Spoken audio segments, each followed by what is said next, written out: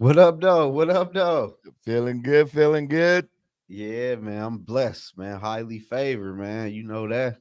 That's what's up. That's what's up. Hey, Mike, if you can hear me, give me a thumbs up when you're ready to be joined in. All right. Um, but yeah, hey, let's give a couple shout outs. We got My Worthless Opinion in the building. My Hey, purpose. What up with you? What up? yeah, hey, it was a pleasure getting to watch the first half of the game in person with My Worthless Opinion today. It was a good first half. We got Bob Sweet in the building. What Mr. up, I Bob? wanna mock. Hey Bob, I hope you're ready for tomorrow. It's draft day, baby. Yeah, It is Bob been talking draft about it. day. Yeah, it's It ready. is draft day. It is about to My go boy Mike, down. what up?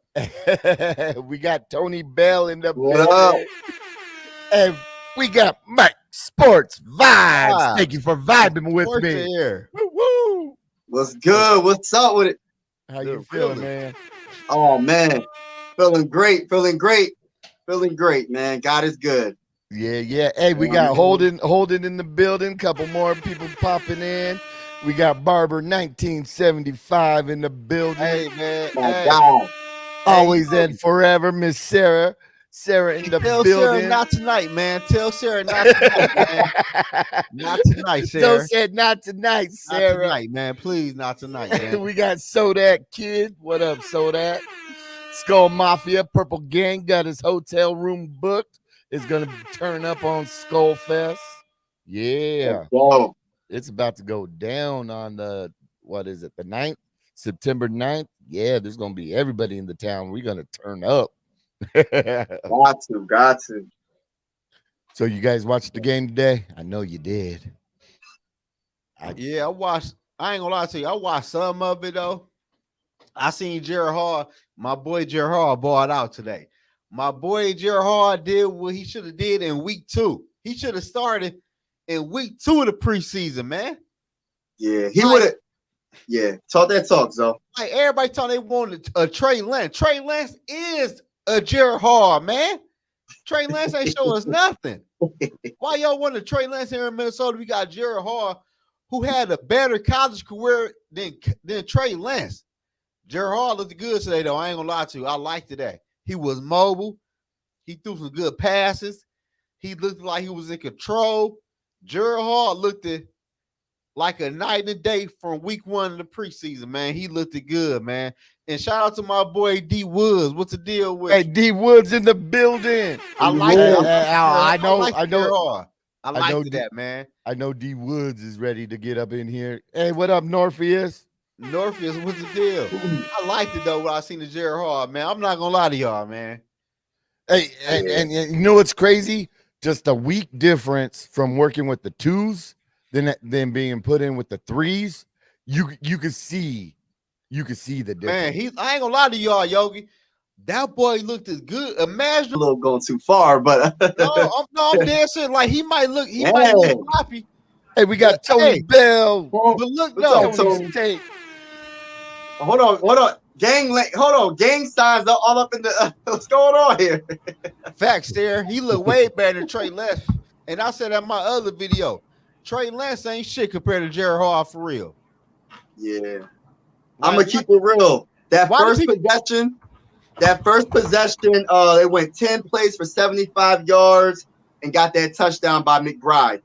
He looked comfortable. He had poise in the pocket. He made some tough throws on the go, on the run, and I just like him, man. He has he's accurate. His accuracy is better than I thought.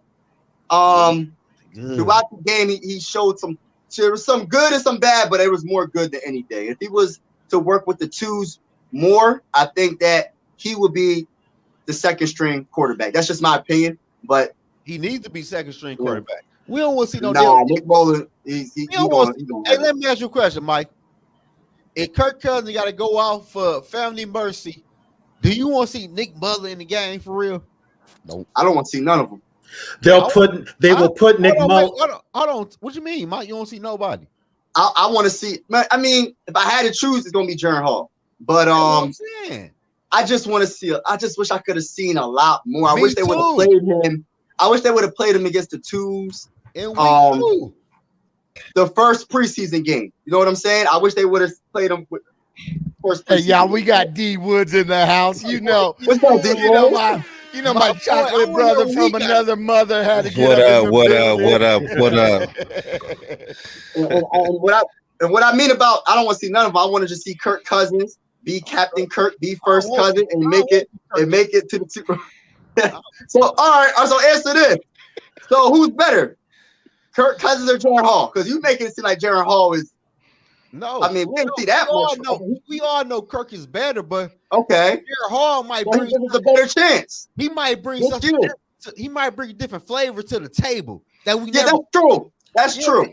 Like here's the thing: nobody knows Hall at all. You know how to defend Kirk Cousins. The only thing that would work in Hall's favor is nobody knows him. So you could actually have an offense where, guess what? Your quarterback's on the move and it's positive yards because Hall is mobile. With Kirk, you know what you get with Kirk. That's a beautiful thing. And that's what I like about him. And even though he was a 5th round pick from BYU, I just loved his potential. But I just wish Kevin O'Connor would just play him the first preseason game.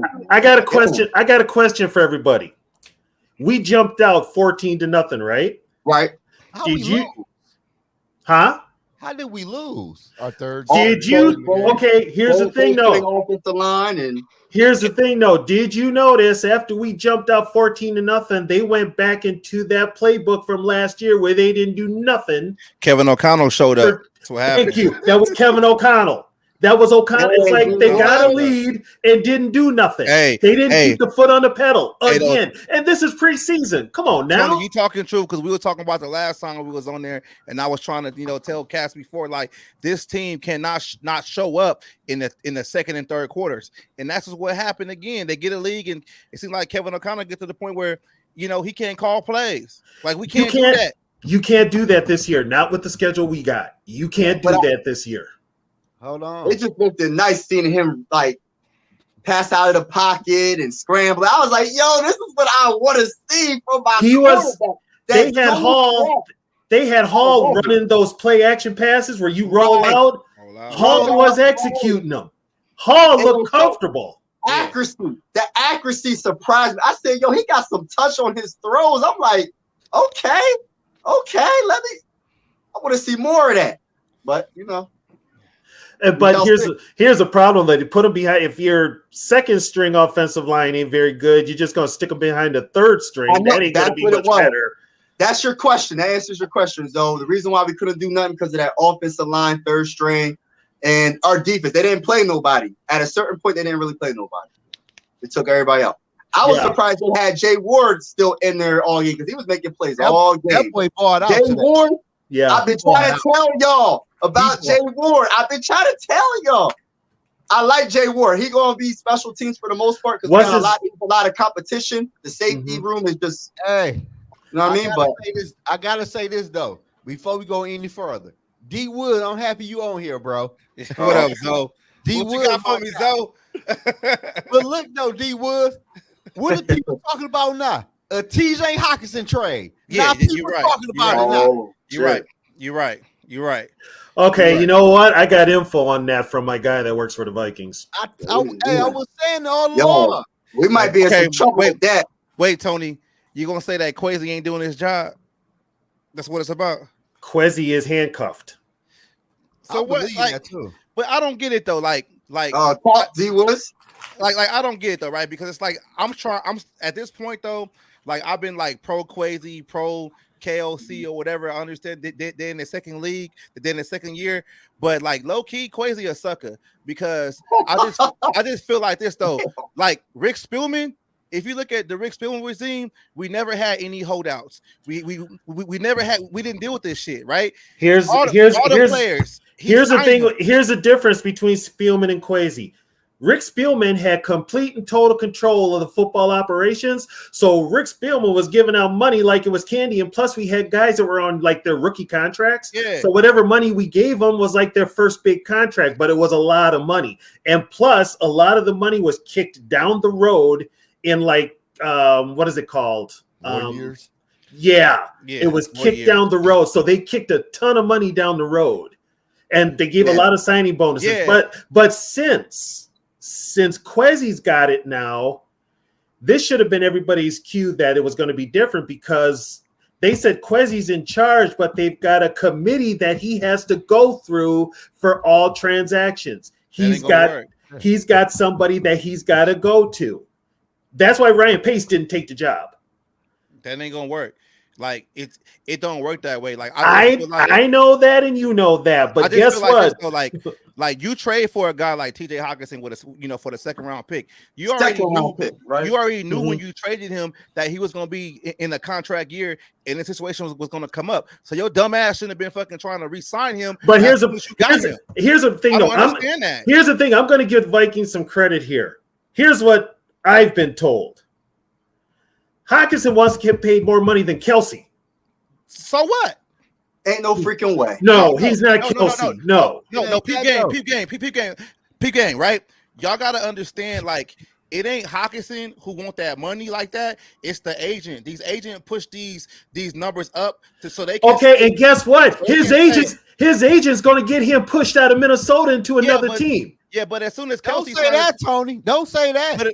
What? Why not? It's the truth. It's the truth. Okay, Tony. It's the truth. Don't say that. Here's the biggest problem. If these players were these smart mofos that they think they are, they can negotiate their own contracts, but they get a middleman to do it, and the middleman wants his cut. Well, guess what? The middleman gonna get you screwed more times than not. It ain't just like he want his cut. It's like this though, right? If I'm Zoe's agent, right? I'm gonna use Zoe for example. And Zoe, you play tight end. I'm gonna try to say I'm gonna get you the highest paid tight end in the history at that point, because now I can go to Mike, who's a cornerback, and I can say, Mike, look, I already got my other client right here. He the highest paid tight end, and I can do the same thing for you. These agents don't give a shit about these players. They're just trying to boost the numbers up. No, and that's true. These players are nothing but disposable income for these agents. Look, though, because wasn't at one point, sorry to cut you off, but wasn't at one point Kirk Cousins was like the highest paid at one point? Yeah, he was. The highest paid Harrison was real close to it, right? Yeah. But it don't matter because when Kelsey signed his deal, he gonna be the highest paid. So what I'm saying is the Vikings shouldn't even care if he want to reset the market. Let him reset the market, because when the next tight end is behind him, here's the thing though, the Vikings gonna be lower paid anyway. Here's what you're missing.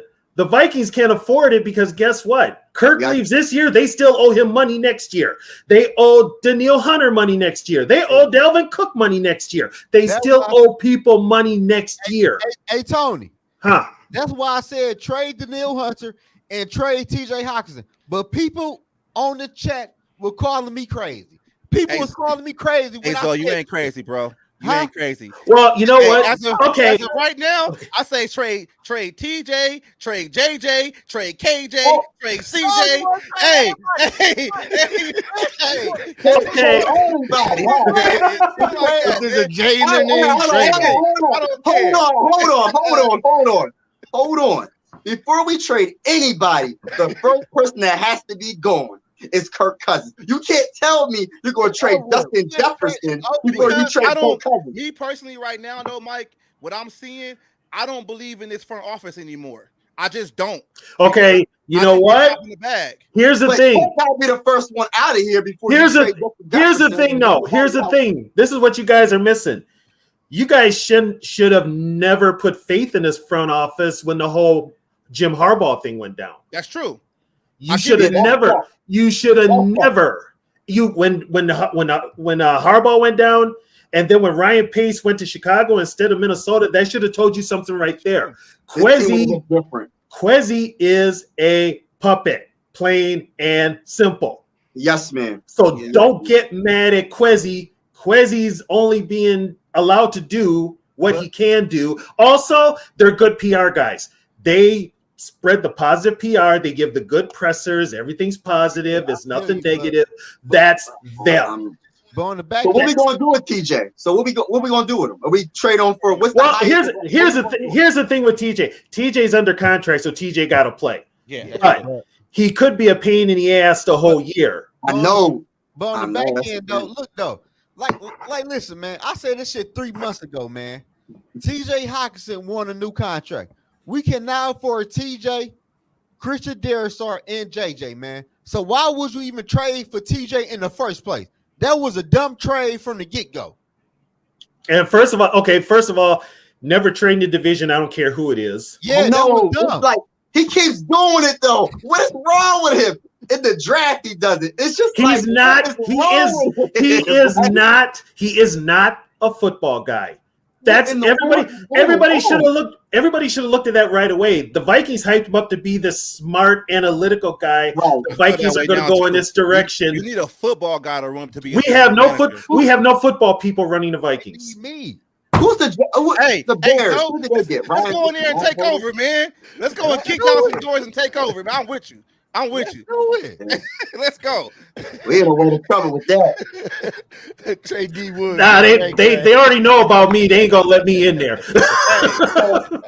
Hey, so Johnny who's that? Look, y'all might call me crazy or whatever, but my whole thing about my whole podcast or whatever is I'm gonna make you think about something that's completely different. I'm not gonna say what everybody else is saying. When everybody else is zig, I'm gonna zag the other way because there's a lot of other things that players don't that people don't talk about, like the Trey Lance situation, right? People talking about trading with Trey Lance. We can't even re-sign TJ Hawkinson. So you're gonna trade for a guy that's a quarterback that only have 2 years left on this deal. He can hold out the next season because we don't have a quarterback that's signed after Kirk Cousins. So you can call me crazy. I'll just speak the real. We're in a bad situation right now, y'all. We're in a bad situation. We're in a bad situation. Here's the thing.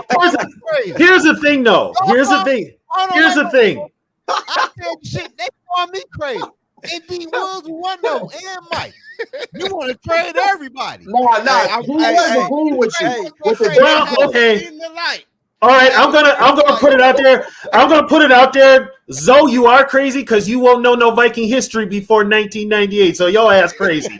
But hey, that's me too. So I guess we two peas in the pot. Okay, so you both ready for the loony bin? That's all I got to say.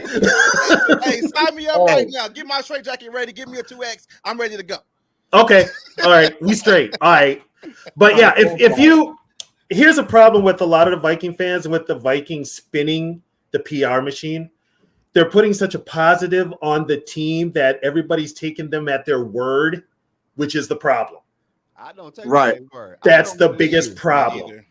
You have to, if you know the sport, if you know anything about sports, not everything is duckies and bunnies, as they call it. Yeah, there is some problems. Whatever you can't afford TJ, Christian, and JJ, man. The shit was done from the get-go. So that means in the Minnesota Vikings. But look though, Mike, they brought in Josh Oliver. Right. To me, he gonna replace TJ. I feel that way. I said that from the Johnny Munt was number 2, right?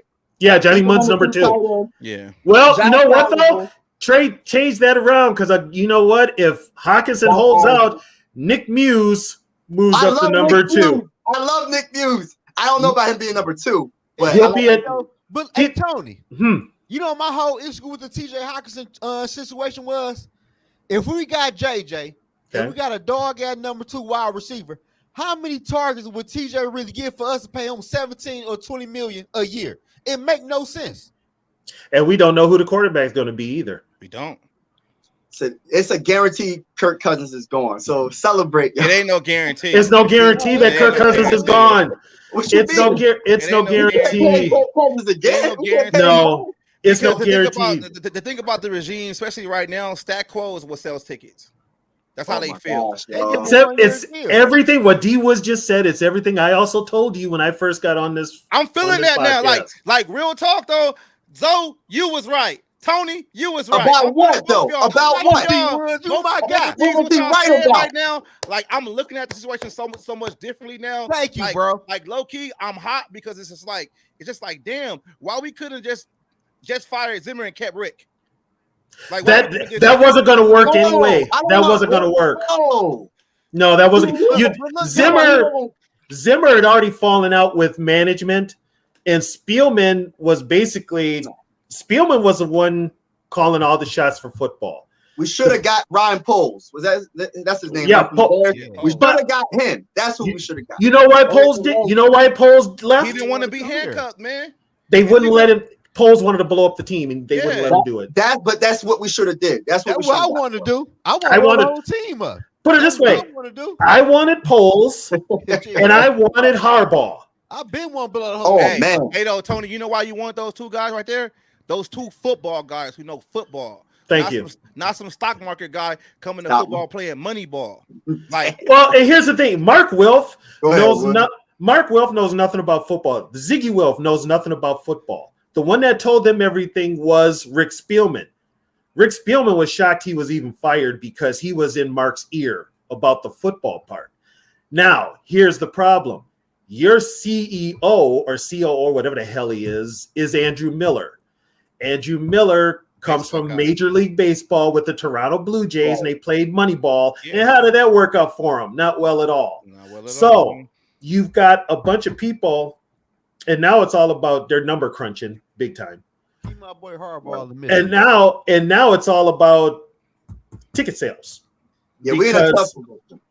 They won't come out and say we're in a rebuild. Keep Harbaugh in Michigan, man. Keep him in Michigan, man. So shut the hell up. Anyway, and you know how that fell apart, right? Yeah, he didn't want Kirk. No. Here, one of the reasons Harbaugh didn't get the job here was because there's a minority owner here in Minnesota whose alma mater is Michigan and didn't want the Vikings to take Harbaugh from Michigan. Politics. Hey, look, I ain't mad at that. Keep Harbaugh in Michigan, man. So shut the hell up. we know why. So shut the hell up. Hey, Raps in the building. Raps in the building. Shout out to Raps. Hey, Rap. Zoe's a Michigan fan too, like you and it's all about Penn State. It's all about Penn State. We ain't worrying about none of that, man. Boy, we gonna bet that week, Mike. I bet we beat y'all about 14 points or more. Nah, ain't gonna happen. I'm gonna give you 14 points. And I'm gonna bet I'm gonna whoop y'all ass in that draft tomorrow. Fuck dog, man. Y'all Hey, we gonna. Is Tony in the fantasy football tomorrow? No, he's in the. I'm in the other league. Oh yeah, you lucky. Yeah. He was in it though. I seen his name. I'm in it. I'm in it to win it, baby. I'm in it. You know, y'all ain't ready yet, man. I'm in it for sure. I'll give Zoe credit because he don't know nothing before 1998 of anything. So he's probably he knows his shit right now. But if it comes to history, he dumb as a box of rocks. Hey, but he ain't been to draft no old players. He can draft the players that's playing right now. So it don't matter. With his luck, though, he'll draft a bunch of players that get hurt. And he goes, me? I am putting that curse on you. Wait till tomorrow. And the crazy part is tomorrow, I ain't got no draft board or nothing. You just winging it? Yeah, that's really the only way to do it. Is wing it. Freestyle. I got 2 screens going. Like, nah, I ain't got nothing. I'm technical with my draft. I'm going off who I see. Oh, D was Detroit Lions. Huh?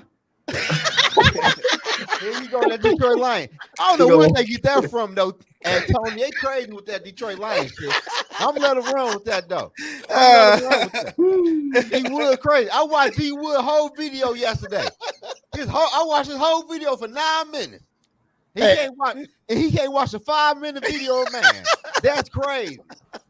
I'm about to email ESPN Fantasy because they would not let me change my name to Vikes and Dykes. Oh. Yogi, it's ESPN. What do you think? We have an actual player in Dykes, and you won't let me change my name to that? They said, nah. Right there. That's you talking about the Dykes, nah.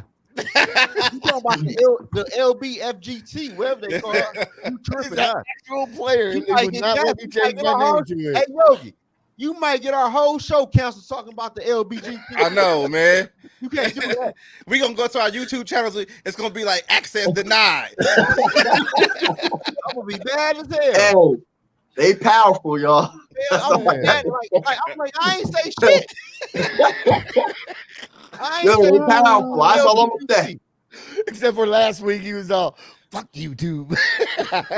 Put his phone up to the screen. Oh, yeah. Hey. I was on my last He was. I'm calling you out, man. What up, man? So what's the record going to be this season, man? Because it seems like you got a lot of negativity vibe, a lot of negative vibes going through. It ain't. No. Let's back that up. It ain't negative. I'm just calling it what it is. I'm just being real. I'm just being real. What's the record going to be? I still say players gonna play. Players they gonna go out there and and half do it. They're not worried about what management doing. They're gonna play. So I'm still thinking it's gonna be 12-5, straight up. 12-5. 12-5. Zoe, what we got, Zoe? What's the record, bro? I give him about 9 or 10 wins for real. What you looking like that for? What you got? Tony, what you got? You really want to know? Yeah. 7-10. Woo. Damn. Oh, you know what, Tony? I like that because maybe everybody can get fired. They can start all over again. No, they ain't gonna get fired yet. Oh, they gonna start over again because I ain't gonna lie to y'all. That last year draft class is ass. Yogi, what you got, Yogi? What's the record, bro? 10-7. Put it this way: 9-8. I got 12. 9-8 or 10-7 wins the NFC North. That's how bad that division is. I got 12. Hell, they could even win the division at 7-10. That's the fucked up part. Hey, that's how bad this division is. Will Rap got the division? What do you think the Vikings gonna do? Hey, Rap, what do you think the Vikings records are going to be? Let us know in the comments, or you could jump on. Just let me know. This year, as far as this year goes, you're not going to have. And today was a good view to me that KOC is going to be doing the same type of play calling he was last year, getting the big lead. Man. That bothers me big time. And you can't do that this year with the likes of, let's see, Philly, Kansas City, the other teams. You can't. You just can't. And and they didn't improve the offensive line. Hey, that was crazy to me, though. Like, why you ain't drafting no offensive lineman? And the old line was horrible last year. Well, here's the thing. Not only do you not improve the offensive line, but you bring back one of the problems with the offensive line and give him another contract with more money. Bradford. Not Bradford. Bradbury. I ain't gonna lie. Bradbury played. Man, you said Bradford. I said Bradford. You sound like a Philly fan over there. Both of y'all at the top. Like the Eagle fan over here. I'm just saying, man. You an Eagle fan over there. We know you a Sixers fan. What's going on? Talk about Bradford. Hold on. Hey, first of all, hold on. Zoe, let me get him, Zoe.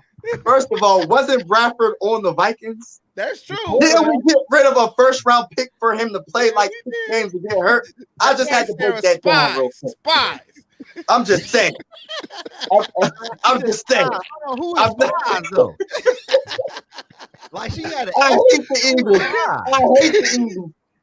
Oh, man. Like, who is Spies? Like, I keep, like, no matter what y'all, I feel like D Wood.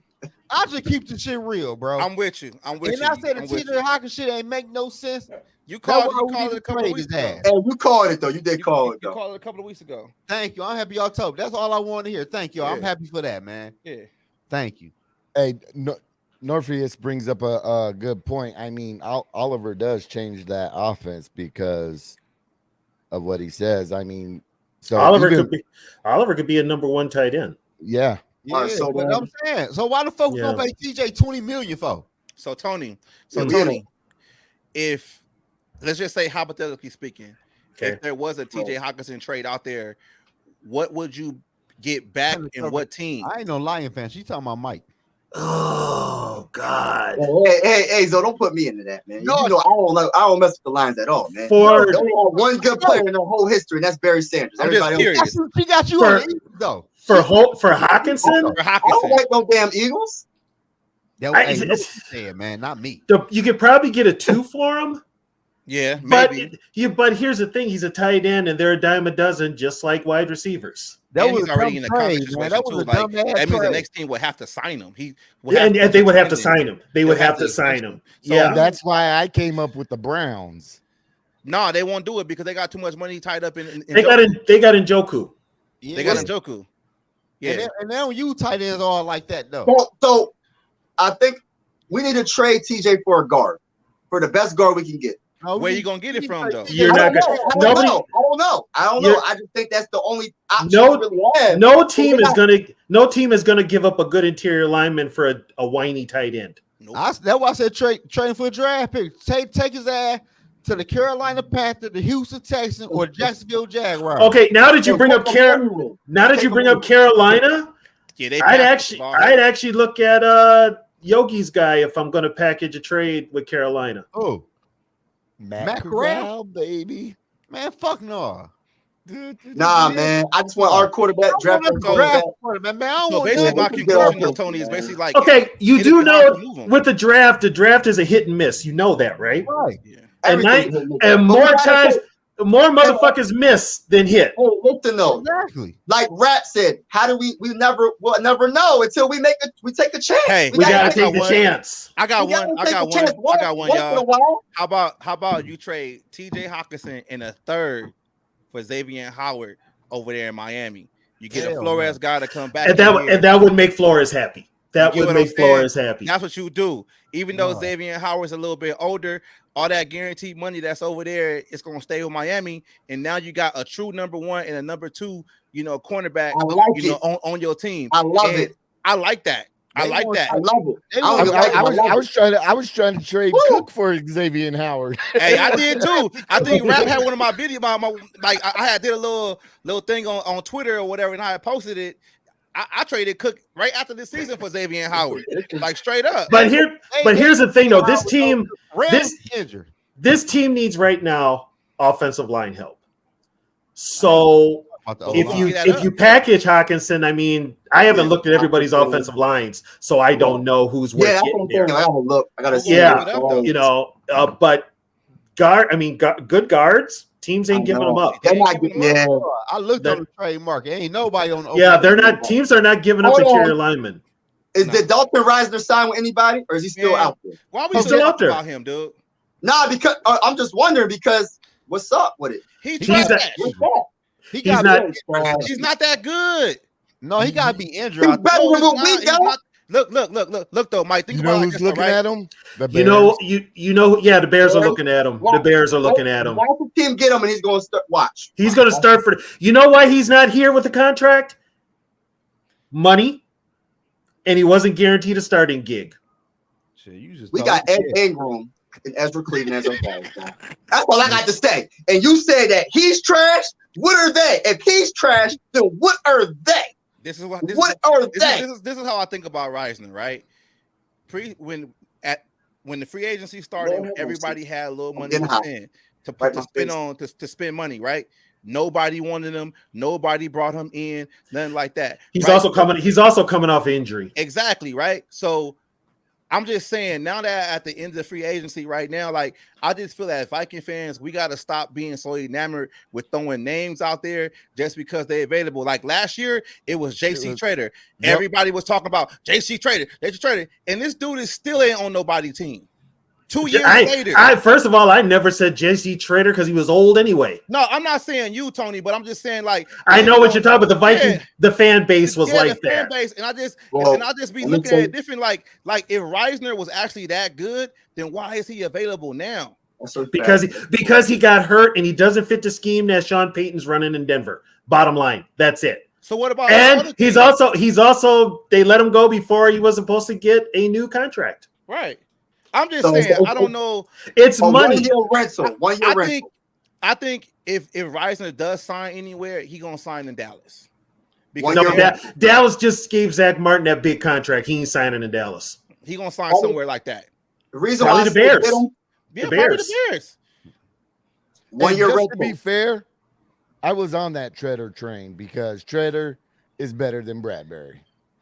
Yogi, you're better than Bradbury.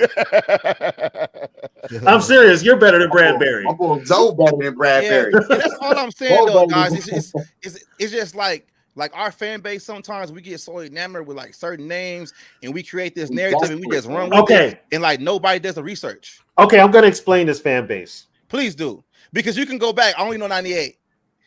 I'm gonna explain this fan base. Yeah, you only know 98. So sit this one out, you and Zobo. I got you. Hey, you need me to you need me to take notes or what? I got you.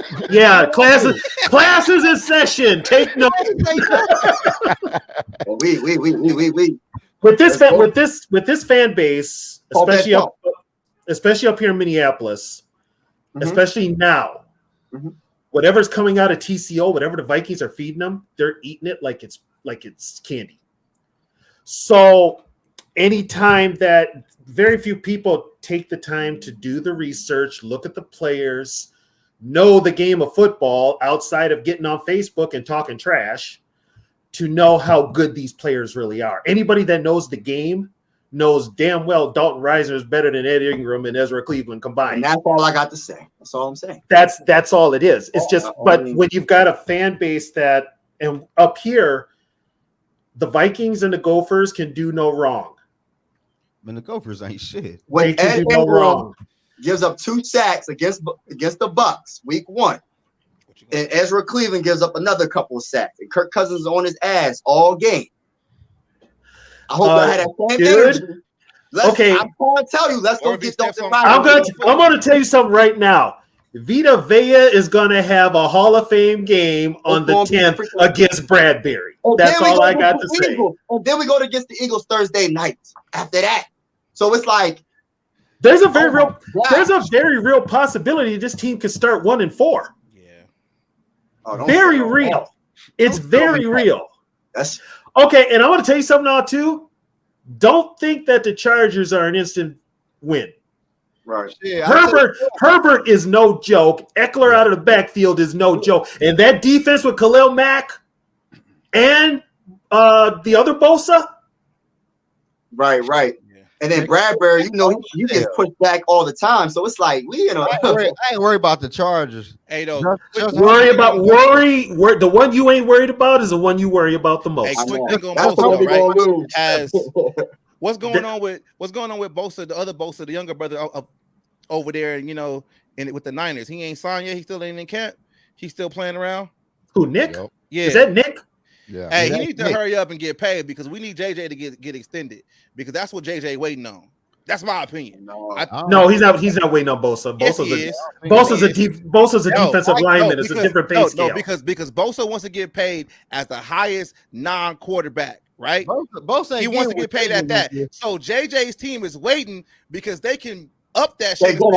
I am the highest paid non-quarterback. Right. So we need Bosa to stop messing around, go there, sign his contract so we can get JJ extended. Bosa, you know what? Here's the thing. Bosa needs to keep his mouth shut because he don't play a full year. He gets hurt 3-4 games. I understand that. But here's the thing. He's an expendable position. Expendable, but they're all expendable. But the only ones the NFL will pay for outside of quarterbacks right now are wide receiver. But that's everybody else take a back seat. So if Bosa, and once again, that's probably his agent talking. Exactly. If his agent really thinks they're gonna break the bank, forget it. By the way, I think one of the reasons the agents are putting so many big money demands out there, the NFLPA doesn't have a director. I think DeMaurice Smith is gone, so they're kind of without direction. So right now, these agents are getting anything they can till they have to do the next collective bargaining. Hey, Gary, something positive about the team. I'm loving the aggressiveness from the defense, but side note, I'm still worried about the run defense. But by the way, Yogi, got a question. Aggressiveness in general, I'm loving. Yogi, you did notice if you watch real closely when the defense is on the field, they're lined up in a 5-2. That ain't a 3-4. It's a 5-2. I love it. I was running. They ran that. We was running that in high school. Hey, my boy Roy was out there today, though. Roy looked good. He did double team everything, and he was still going crazy. Like this defense is the last thing I'm worried about. I'm worried about the defense because first of all, if your offense doesn't play ball control, you can't have 3 and outs. That puts pressure on any damn defense. Anybody. Defense fast. That wears out your defense fast. And also, here's another thing. This team can't get into shootouts, and they can't get into high-scoring games because they will lose. So I agree with that. So Tony, what you're saying is like, basically they should try to have, better running games so they can control the clock a little bit more. Basically, go back to old school football, run the damn football. I mean, but tell that to to Vikings Twitter, all these guys who said running backs don't mean okay. D Wiz, let me tell you something right now. Let me tell you something about Viking Twitter. I am the most hated man on Viking Twitter because I'm brutally honest. Hey, I want to be number 2 then. You need to run the ball. That's how they do. Open up the whole playbook, play action. We do. It's not a joke, right? So you need that play action. And I'm gonna tell you something. What's his name is Brian Flores is probably in Quizzy's ear telling him run the damn ball, keep my defense off the field, and don't put them in situations where you make me liable. Yeah. Don't do that to me. We better hope Madison and Ty Chandler can do the dang on thing. Well, you know what? McBride did look pretty good today. I give McBride credit. Do you believe in these running backs that we have on roster? Or do we need to bring in one more veteran after all the cuts? Which is weird to be like, see, here's the thing. You gotta see. I don't understand why we need help at the line position, but we're bringing in running backs and wide receivers and cornerbacks. Wide receivers and corner. It don't make no damn. I get it. But your glaring needs are on the offensive line. Right. So, but every week we hear about a running back coming in or a wide receiver coming in or a defensive back coming in. Yeah. Or a corner, defensive back. You haven't addressed the offensive line. You haven't addressed the defensive line. So you haven't addressed linebacker. You got like 5 linebackers on your team. Come on now. That's true. You got 5 linebackers and you start 4. Don't leave you with a whole lot of people backing them up. Yeah. But I love this defense, man. The schemes, the blitz schemes. I'm worried about the linebackers, tell you the truth. Ivan Pace Jr., let's go. Ivan Pace Jr., let's go. Pace didn't play. Pace didn't play today. He didn't play. Because he's a starter. Here's what I want to see. I want to see Asamoah out there and not hurt. Yeah, that's a big factor right there. And Jordan Hicks, and we're gonna see what they got, man. I mean, if Asamoah don't get on the field soon, I'm gonna start calling him Brian Ass because that's all he is if he can't get on the goddamn field. Yeah, but Ivan Pace, I think he'll be like a situational linebacker though, for real. Yeah, he is. Most likely. Pace is going to end up as the season goes on. He's going to be every down because Hicks is older. Yep. Hicks is older, and Asamoah is still the wild card. But you're also going to see if he stays healthy, Lewis C is going to play some linebacker. Yeah, he is. He's going to play some linebacker. You're going to have 3 safeties out there. Hey, Zoe, did you see my video? Did you see my video when I broke it down about Louis Steen and Jimmy Smith? Did you watch that video? The last one? I got a couple of them. It's about Louis Steen and Jimmy Smith. You got to watch that one. I'm going to have to watch that. What the fuck I think Yogi looked at it a little bit. Oh, yeah. You got to check it out because I break it down. We got to stop always thinking these players is going to be, whatever they, going to be where they drafted at, right? Louis Steen, is he better than Harrison Smith right now? No. Is he better than Cam Bynum right now? No. Is he better than Josh Metellus right now? No. So we got to stop saying, oh, he a bust or whatever, because the guys ahead of him are just better than him. That's just what it is. And why? And some of that is true, but then some of it's on Lewis because he didn't get his head in the playbook last year. But judging from that defense last year, I don't know what the hell he could look at because it was exactly. So it wasn't very Jimmy good. Smith out there because Jimmy Smith was drafted by the Dallas Cowboys in '92. He broke his leg too, but then he was behind Michael Irvin and all them other guys. He never was gonna play. You think Jimmy Smith at that time was better than Michael Irvin? Hell no. But he's still the all-time best receiver, in Jacksonville history. So we gotta give these guys a little bit of time for it to pan out. Just because we just can't give. But okay, with all due respect to Jimmy Smith, who was playing next to Jimmy Smith in Jacksonville? Keenan McCardell. He was already McCardell was already an All-Pro. Yeah, but look at it like this though. Jimmy Smith is the all-time leading receiver in Jacksonville history. He got 12,000 yards. I think Keenan McCardell only got like 8,000. Like Jimmy Smith was that. Yeah, dude. But they've only been a team for how long? Not that long though. They haven't. No. But what I'm saying is though, he was never gonna get his just due in Dallas. No, he wasn't. He was never gonna get it in Dallas. Hey Brody, Zoe-N play motherfucking safety, bro. It don't take that damn long to get your feet up under your legs to play safety in the NFL, man. Hey, Zoe, skill is not what it is. No, let me tell you what it is, though. Zoe, I ain't trying to cut you off, but let me tell you what it is, though. Right? He got drafted from what school? Georgia, right? Georgia is pumping out how many defensive players right now? You got to understand, like it's like drafting a quarterback from a big school just because he on TV a lot. But a lot of the quarterbacks that come to the league and actually pan out are the quarterbacks from the smaller schools because they actually got to develop more and ain't no more playbooks and shit like that. There's also the other thing too. He's at Georgia, right? With all that and his stack. Here's the thing. He was probably freelancing at Georgia and they were letting him do it. Yeah. He was freelancing. That's what I'm saying, though. You're right. Yeah. That's what I'm getting at. I seen that man miss a crazy tackle last week, man. He tried to use his head to make the tackle, man. Yeah, but my thing is this though. First off, bro, when you drafted that, everybody that plays defense misses a tackle. Exactly. Yes, they do. Okay. But Zoe-N, what have we seen for Zoe-N to say he can be a safety in the NFL? We haven't seen. Okay, we haven't seen. I'm going to come to defense to Zoe-N. We haven't seen anything for him to be a starter. But what the hell have we seen from these jackasses that are starting that makes him look like starters? Ed Ingram. What have you seen from him that he deserves to be a starter? He shouldn't be starting. Thank you. Okay. But Zoe-N got people in front of him that can really play the position. Well, Bino's playing out of position. Bino's really a cornerback. Yeah, but he playing good in Marcellus Bennett or what's his name? Metellus. I forgot his last name though. Metellus? Yeah, his last name.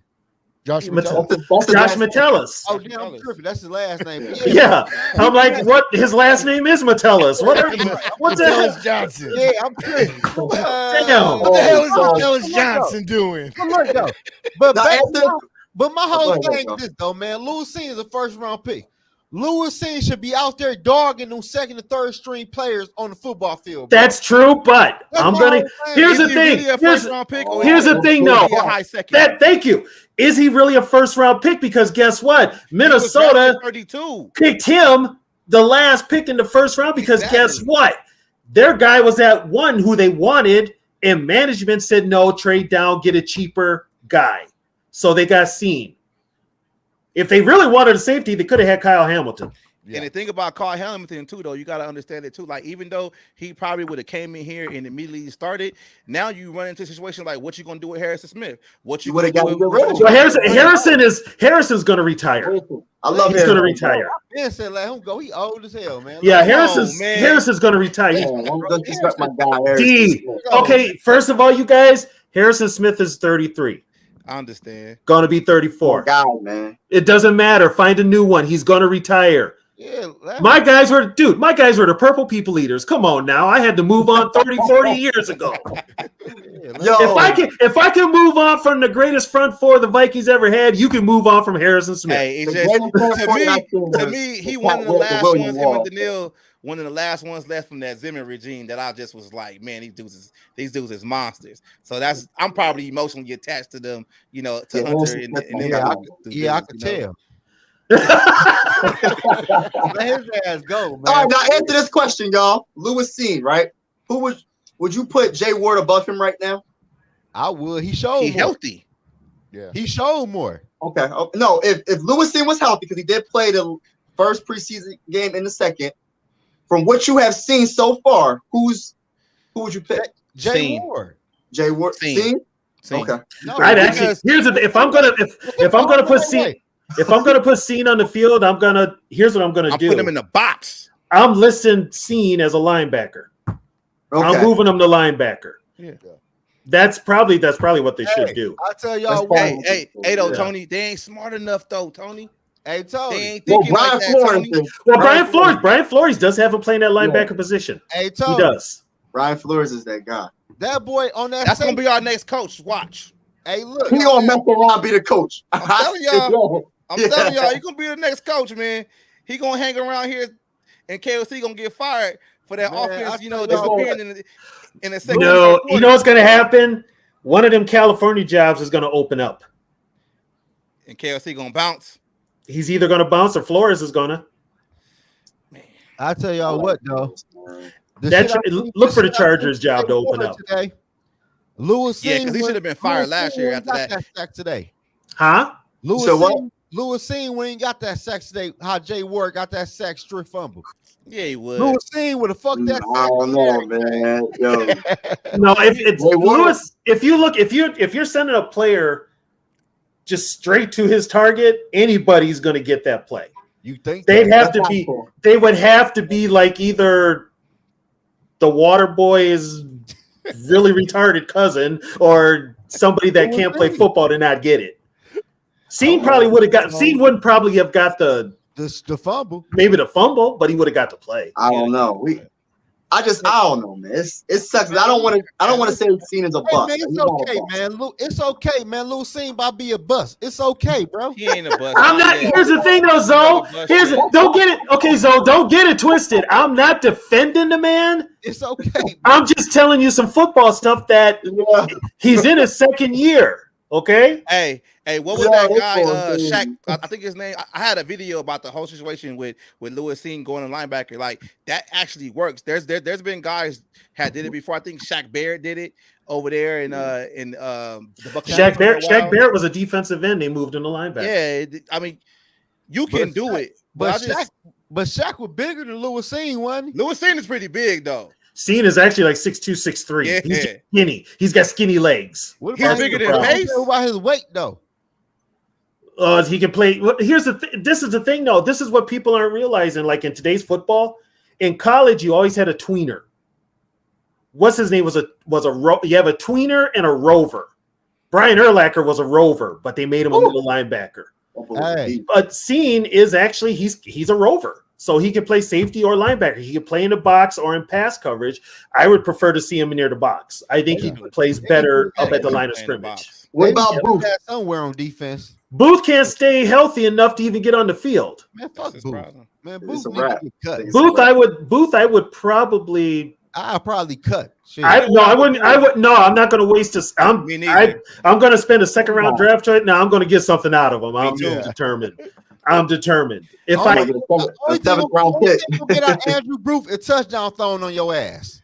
Hey, Well, seventh round hey, no, you pick. can't say that though because I've been watching some preseason right now, and I've been seeing that dude Bobo for Seattle. He been burning a lot of dudes. Yes. So like I can't even say like Booth was even like Bobo looked like he about to be that dude over there for real. He gonna make that team. I was on the Bobo train. Yeah, I was on the Bobo. yeah, now train. and watch that train derail after week 3 of the NFL season. Seattle defense be good though, for real. I ain't gonna lie to you though. I'd be liking Seattle defense. Hey, I got a question for y'all. They're gonna be too, tough. like, They're gonna be I tough. want to ask Seattle. y'all about Flores, right? I got a quick question though. What is Flores's like? Like you know how Mike Zimmer was the cornerback guru, right? So the cornerbacks had to be a certain way with Zimmer. Like Flores is a linebacker coach. linebacker coach, right? Yeah. Okay, all right.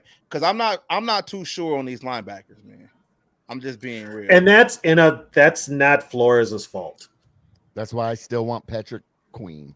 That's not Flores's fault. It's the fault of, first of all, we don't really have any collateral to be getting any players in a trade. We really don't. And what we're asking for, a lot of teams are probably looking at us right now and they're just like, yeah, right. Hell Hang no. up the phone. And they're not, what we have, and this is once again, this comes down to it. We don't have football people running the damn football team. yeah, and So hurts the game. it's a wonder that these other teams haven't kind of manipulated these guys We need to send because they Booth, don't know. Booth, Rieger, and a second for Okay, Patrick I got a question. and Patrick McCarry. I got a question for all y'all. What is the love affair with Jalen Naylor? I think he sucks.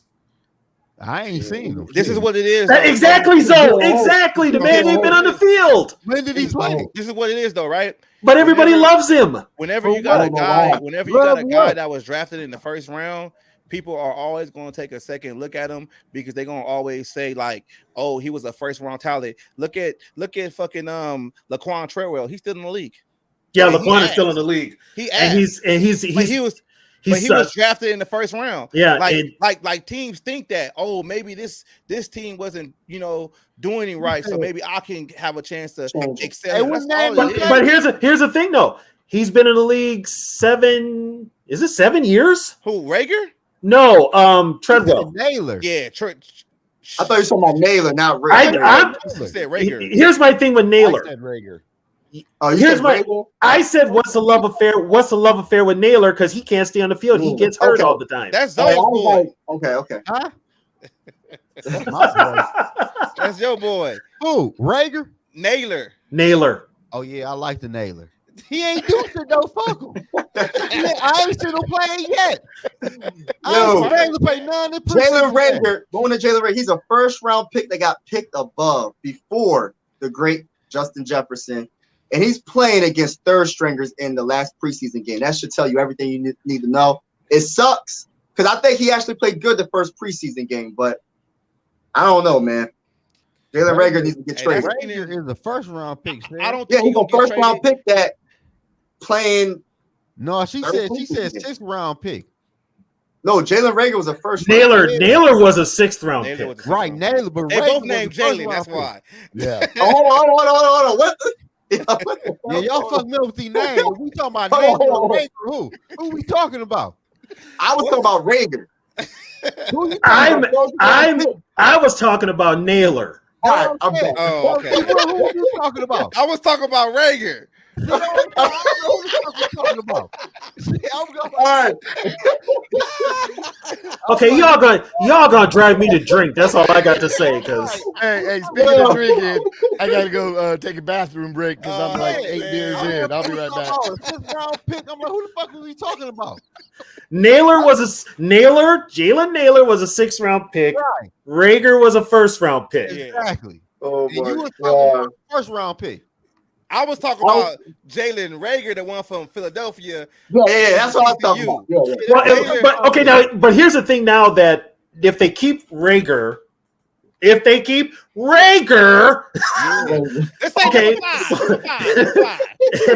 they keep number 5, I don't even know. If they keep number 5, here's the thing now. Rager can return punts. Yes. But I think Brandon Powell can return punts too. He made the team. He made the team. So I think Rager is expendable. I think he's either cut or traded. Now I traded as a New England shit.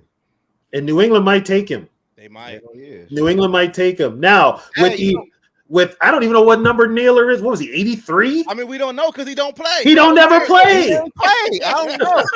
Is he still on the team? Yeah, he's hurt. He's hurt. He's hurt. But they keep him, and I'm like, why are you keeping him? He never gets on it. He's always hurt. But they love him. I think because Keenan McCardell, that's his boy.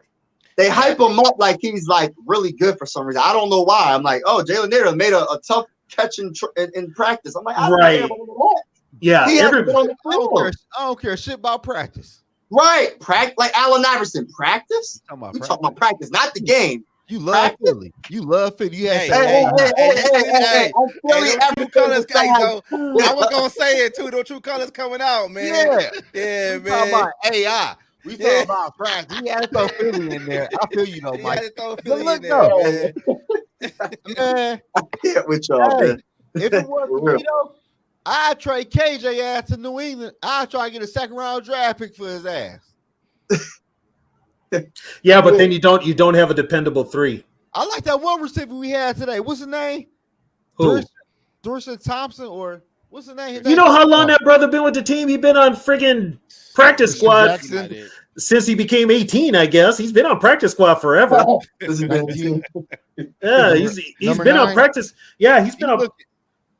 But man, my thing is, man, first off, bro, you got TJ, you got Ja, and you got JJ. How many wide receivers you need on offense? In the NFL, today's NFL, up to damn near 5 or 6. Who got that many receivers though? You take a look at some rosters, dude. I'm saying, like Cincinnati got 3 nice wide receivers. What's your opinion on Blake? What's his name? Blake Pro. He caught He played 5. for the Rams. You know what? Five Only reason yards. the only reason Prohl is still with the team is because he ends up on practice squad every year. I think this is the last year he can't be on practice squad. They're going to have to cut him. Yeah. And he related to Ricky Pro. That's his son, I think. That's why. Yep, that's his son. Okay. Yeah, he caught 5 catches for 45 yards, and yeah. Minnesota, man, the Vikings need to do some damn trading, man. We got to trade players, man. Yeah, but here's the thing, though. Here's the thing, though. What do we trade for? What? Trade. We ain't got we have no collateral. Hell no. Only thing we have is like draft choices, which depending on how we finish, could either be middle of the road or hell, they could win 12, 13 games, be in the 20s again, or win 7 or less and be in the top 10. True. Super Bowl all day, man. Mike, stop. Yeah, I don't know what Mike you talking about. Stop, Mike. Oh, God, he's putting the horns on. Oh, Jesus. Oh, Jesus. Hey, he over there drinking that purple Kool-Aid, man. Come on, man. You drinking that drink, boy? You drinking that lean over there? See, Pro is going to get cut. Let's go. Let's go, baby. They're going to save that number 13 for Jordan Travis. Who? Jordan Travis. Shadir, what's his name? What's the guy? What's the Bull's name? Quarterback for FSU. No, for who? Dude played Florida State. Florida State? Yeah. I'm staying away from Florida State. Why? Thank you. No, that was a dumbass draft pick, though. That was a dumbass draft pick. I don't care. I ain't see shit out of Christian Ponder that year for me to draft him in the first round. Yo, that was stupid, That's man. true. That's why. Pick. Like, what did you see out of Christian Ponder that year? Yo, they said not a thing. They said because he was smart. You know what though? I ain't gonna lie. That was a really bad draft class. Whoa. Really That's bad. what they said. Christian Ponder. Imagine if he didn't have Adrian Peterson to hand the ball off to him. Just imagine how bad he would really be. He hurt his arm doing that too. That's why he Wait. playing that playoff game. What year did Peterson get hurt? Wasn't that 2011? I don't know. I don't remember. And then he came back the following. Yeah, it was 2011. So he didn't have Adrian Peterson to hand off to for like 6 games. He was handing off to Toby Gerhart. Remember that, yo? Hey, you know my guy was Chester Taylor. Chester Taylor. Nice though. But let's give the coach at that time some credit. He was the first one to put Cordero Patterson in the backfield and let him play running back. I missed Cordero. Hey, Tony. Hey, the Falcons might need a tight end. The Falcons, yeah, because they're not happy with Pitts either. Yeah, because Pitts can't. Yeah, they're not happy with get Pitts. open. He He's can't. supposed to be nice out of the draft. He's supposed to be the best. Yeah. That's the thing, though. You got to understand, though. Like he came from it's like I said, he came from another big school. Didn't he come from Florida or whatever, right? So he came from another big school. Pitts came from Florida, I think. He came from Florida. He came from another big school. They play on TV more than a lot of other teams. So people get hyped up and they draft these players, and then when they get them, they like Clay. They gotta get molded. They can't run routes. They can't do this. They can't get separation. They just athletic. And you get to the point, it's like, how long can you keep them on them teams? By the way, Atlanta is another team to look out for because if Arthur Smith doesn't really turn it around this year, they're going to be looking at another head coach too. Trade them KLC. Who they gonna get? That Flores could go. Damn, man, I don't want to lose Flores, Tony. You're gonna lose Flores. That's the whole thing. You're gonna lose him. You're gonna lose him. I don't want. He changed the whole culture. Like I'm not even worried about the defense no more. Like that's how confident I am. In Brian Flores. Like I'm just like. You see the thing about Flores that I like though. It's that Parcells Street situation. You know that Belichick shit. It's that hard ass football shit. I don't want no nice coaches. I don't want no coaches come in here. Guess what? Hey, how you doing? Let's shake your hand. Get your ass on that field and let's play some football. D Woods. That's what I want. That is not happening here in Minnesota after Zimmer, who was a Parcells dude. They want to have everybody running around saying hello to each other in the friggin' hallway, singing Kumbaya, doing yoga, and every goddamn thing else that has nothing to do with football. But they want everybody. Thank you. Give me a coach. Give me a coach to yell at me. Give me a coach to get my ass and tell me when I'm doing something wrong. He's the closest thing we got. That's why he won't get the job. What's your opinion on Luigi Villain? I think that's how he's pronounced. I like him. Yeah. What's your opinion on him? Linebacker. Yeah, a pretty good game. Villain's gonna make the team. Especially there's no depth at linebacker. He's a rushing linebacker. Right. So he's gonna make the team. He made my I like him a lot. Yeah, he made the team. The linebacker, the people I saw today. Carter needs to go. Yeah. Say it, Yogi. Say it. Yeah. Carter needs to go. Hey, though, since we talking about cuts, like I understand, like the league changed it. You used to have more cuts throughout the offseason or whatever. Who do you think is going to be like one of the biggest surprise cuts, like around the league? Now since they got rid of that. Since they got rid of that extra game that's not now, a surprise, though, Zoe. They're not going to cut Booth, Zoe. Sit this one out. Now you get what I'm saying, Tony. Like I'm talking about around the league, not just Vikings. Around the league, yeah. Like it's gonna be some surprises. Cut a guard. That's all I want you to do. Someone cut a guard. An average guard. Dak Prescott. Nah, too much money. That would be the reason he get cut. Too much money, but they ain't cutting him. No, they can't cut Dak though. But that's crazy. Trey Lance went to Dallas. I'm happy for that. Only one I can think of. Somebody said one of the linebackers in San Francisco could get cut. I forget which one it was. Oh, let me go to ESPN. Hold on. Okay. Dun, dun, dun, dun. I'm just saying, Tony, because it's weird now, like how they got to get the cuts like on Tuesday, and they got to go from like 90 to like 53. They usually when they had the 4 preseason games, they used to break it down. Now they're just doing it all, which is stupid. And they're doing it all in one lump sum, which is wrong. Like my theory too is, I say maybe like Monday we're gonna see a lot of players get traded, because since everybody gonna get cut, you don't want a player to go through and you don't want to have to get a claim. So you might have to trade for a guy. Some teams cut today. I think Atlanta, they let go of one of their high draft choices that was a lineman. They let him go. Mayfield. They cut him. As a guard. That's all I want. He's a tackle. He's a tackle. We need backup tackles too. Hey, D-Wood, I didn't get Yogi. Oh, I already talked to Yogi. D-Wood, what's your opinion? And Tony, we already talked to. What's your opinion on Jaren Hall? Do you think Jaren Hall can be the number 2 eventually, or do you this is what I think about it? It's an open-ended question to me, because I feel like if we believe that KLC can actually be the quarterback guru and develop a guy, I say, stick Jaren Hall as the number 3 quarterback, developing in the background. I'm cool with that. What we're seeing now is not the player that we want him to be in the next couple of years. It's not. But I don't know, like, what it's going to be like down the line, because it's like, if you're trying to develop a guy, you're going to have to do things to put him in position to develop. What they did today, I applaud KLC for making him play the whole game, because that's the only way he's going to develop. And I understand that they brought a guy in to Tiamu, and he was supposed to play the second half, but you was going to cut him anyway. So your best bet. Why did you even sign him? To hand the ball off. I have no clue. Why did you sign Tiamu in the first place? You've got other roster. This is what I don't understand. It's dumb. You've got roster needs on that offensive line up and down, left and right, but you're ignoring them for basically fantasy football choices. Yeah.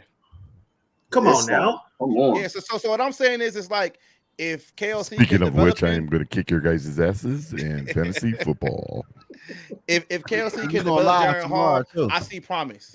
I do, but we got to get patient, and we're gonna have to accept that he's gonna make mistakes, and he's gonna get us. Okay, D Woods, as a lifelong fan of this team, patience is something I do not have. I want success. I want it now. I want a damn Super Bowl. I want to see us hoist a trophy before I die. What's that commercial? I want my money and I want it now. Yeah. You remember that JG commercial? Wentworth commercial, man. Yeah, y'all know what I'm talking about. I know exactly what you're talking about. You got the ladies screaming, "It's my money and I want it now." But here's a question for you guys. We were told KLC was this quarterback guru, right? Yeah, right. Yeah. We don't know yet. What quarterback did he never called a play up until last year? What the hell? What quarterback did he? The reason why? Because of Stafford. He made Stafford. Stafford was already a number one quarterback. Oh no, but he made him better. No, he didn't. No, he didn't. McVay made him better. Wasn't he the quarterback coach? Officer, what was he? He was the offensive coordinator that did. He was the offensive coordinator that never called a play. Yeah. Oh shit! Well, then I don't know. You know who he was? He was Brad Childress. Damn. He was Brad Childress. It's kind of like what's his name? Eric the Enemy with Andy Reid. Yeah, the Enemy. Yeah, but the Enemy knows football though. The Enemy knows football. But that's kind of like the same situation. He's not calling. Running back coach. And Bieniemy gets a bad rap. They always say some stupid excuse like he's a hard ass. He's old school. He's old school. But here's what you don't understand though: these players in this generation are soft as hell.